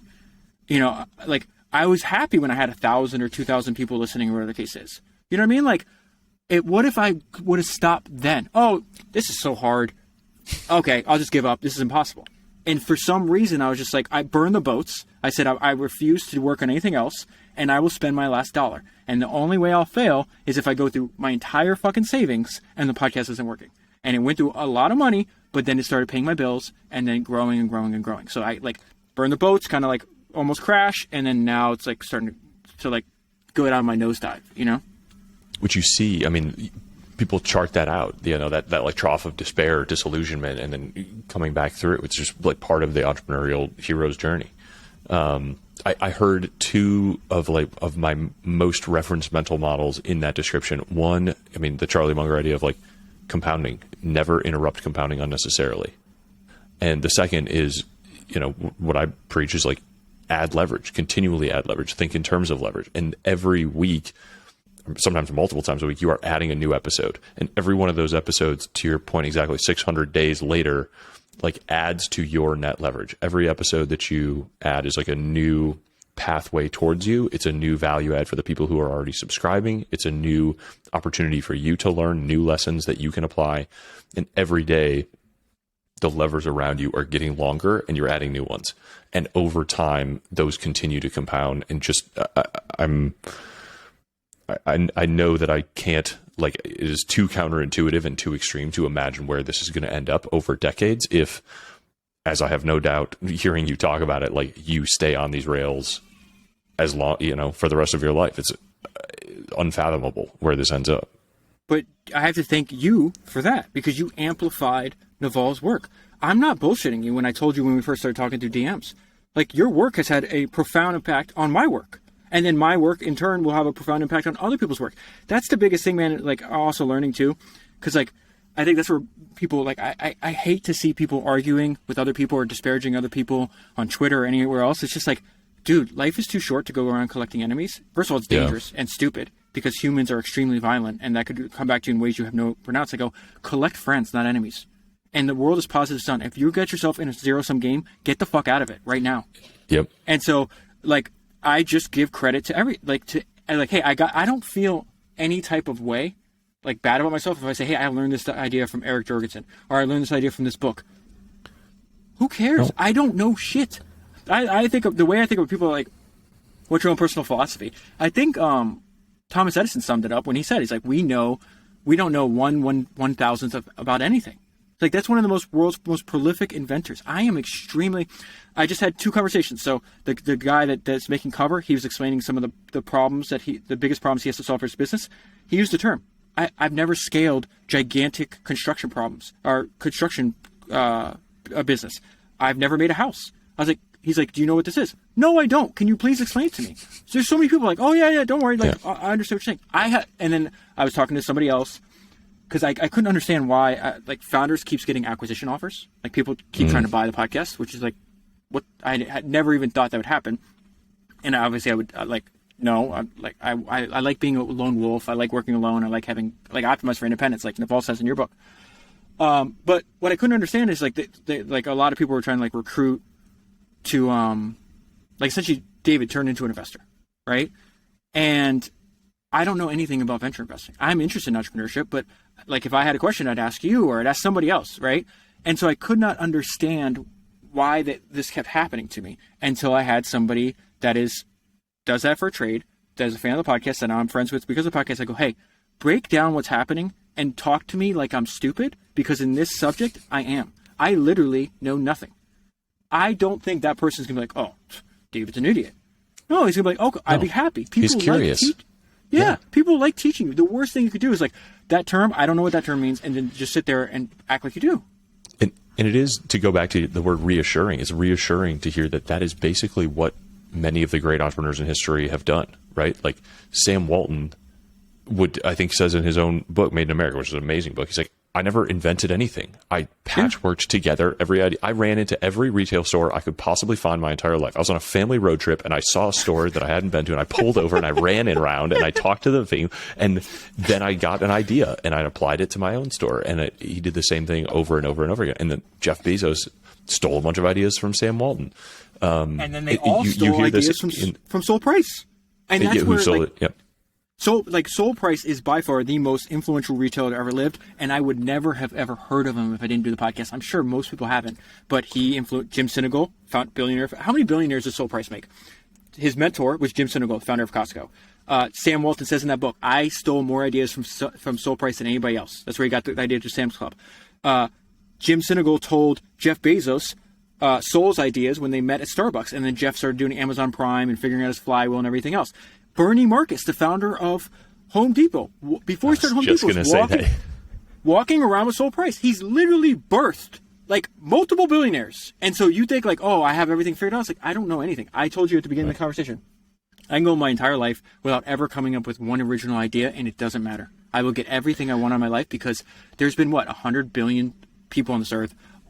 There's probably been 10 million geniuses, 100 million geniuses, whatever the number is, in the long scope of history. I can just say, hey, you teach me. I love finding, especially those unique ones. Like there's a one I listened to from you. I think it was called The Invisible Billionaire. Yes. You're Daniel like, Ludwig. Daniel Ludwig. There's one book that exists on this guy that most people have never heard of. Even when he was alive, he like kept his career a deep secret. He protected, his assets and his story and his business model from everyone. Those are they feel like a treasure hunt. They're like fascinating stories, and you do a great job, I think, of balancing. Like there's a ton of episodes on Elon Musk and Jeff Bezos, but like finding those really esoteric ones that have really interesting lessons and tracing it back. I think, I would love to have you unpack books are the original links, which I hear you say in a bunch of episodes. Yeah. That's not like my idea. the process of like working backwards to like find these daisy chains of influence.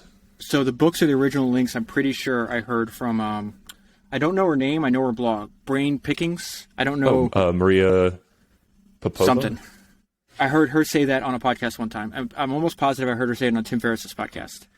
And she just talked about like, books are made of books. You go to the end of any book and you're going to see a bibliography.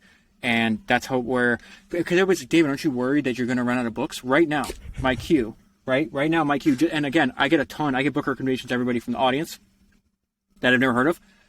And let's say I could do 60 a year comfortably or whatever the case is. I have like 5-year queue. I don't take them in order. Obviously, I look at what I have and then say, what am I most excited about to learn right now? But like, no, I will never run out of books because every book gives me 2 more books.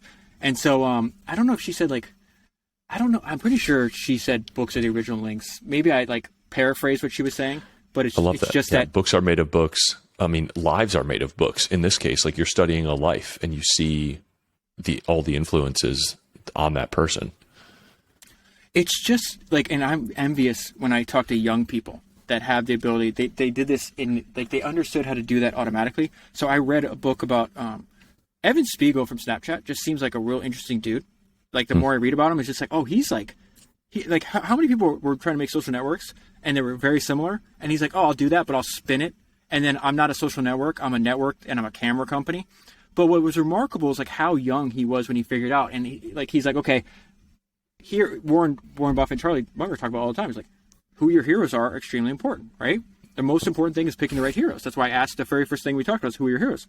Evan Spiegel says when he was 21, he's like, my 2 entrepreneurial heroes are Steve Jobs and Edwin Land. And so if you see Edwin Land's playbook from Polaroid and you see him saying Snapchat is just if you made a camera company today, this is what you did. It's very similar to if you made an instant camera company in the 1940s or 50s whenever Edwin Land was doing it. I was like, that's remarkable to me. How many, most people don't know who Edwin Land is, right? How many 21-year-olds know who Edwin Land was? And how did he find him? Because if you truly love Steve Jobs and you like his work and you study him, they all tell you who they took their ideas from. That's where I discovered them. And that's an exceptional... taking that next step. That is how books are the original links. Because Steve Jobs is going to link you to great people in history. And that's another example of like Evan Spiegel sounds like this amazing innovator, but what he did was actually just combine 2 mentors. I have a visual photographic mentor and I have like this Steve Jobs mentor, and I take these 2 worldviews and I combine them in the appearance of like raw innovation and true like value creation comes from that. But it is a very simple process of melding sources. I think David Perel said on my podcast, like there is no such thing as originality. There's only obscure sources. And I thought that was a very like that's relaxing idea and a good line. And it just, people are like, I didn't write a book about Naval. Like there's no originality in it. And you realize like books are made of books, and whether there's one person or hundreds of books is very much the same process of mostly curation and assembly. Well, you added hella value because I heard you talk about, I think I heard you on Chris Williamson's podcast. And you're talking about, I was like, man, I see all these tweets, these valuable tweets from Naval that are going into the ether. And so there's 1 million people. How many people saw the same tweets? Millions. Those impressions, they got millions, and yet you're the only one that acted on it. Yeah. The drive, that initiative is extremely valuable. Which goes back to your idea of like how few people are actually competing with you. Like most people are just not going to do anything. Like don't worry about competition. Just start working. Yeah.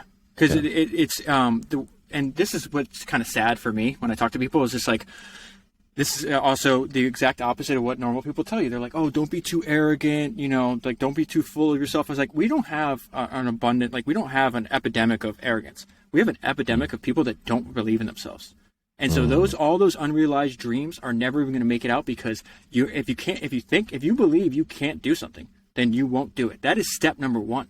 And so I heard Kanye West say something. He's like, man, he goes, listen, he goes, if you're a Kanye West fan, he goes, go listen to my music, right? It's the blueprint to how to believe in yourself. He goes, if you're a Kanye West fan, you're not a fan of me. You're a fan of yourself. I'm just the espresso shot that gets you going in the morning. And so literally I go, if you're a fan of Founders, you're not a fan of me. You're a fan of yourself.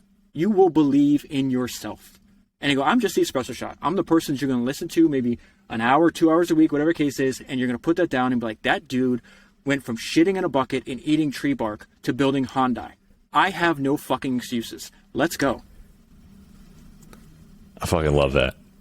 We could do this all day, but I don't think we're going to top that for a place to end. And I already want to like have you come back and talk about this again. And like, I don't know, I feel like we could talk every week about what we're reading and what we're working on. Listen, we're friends now. You have no choice. This is awesome.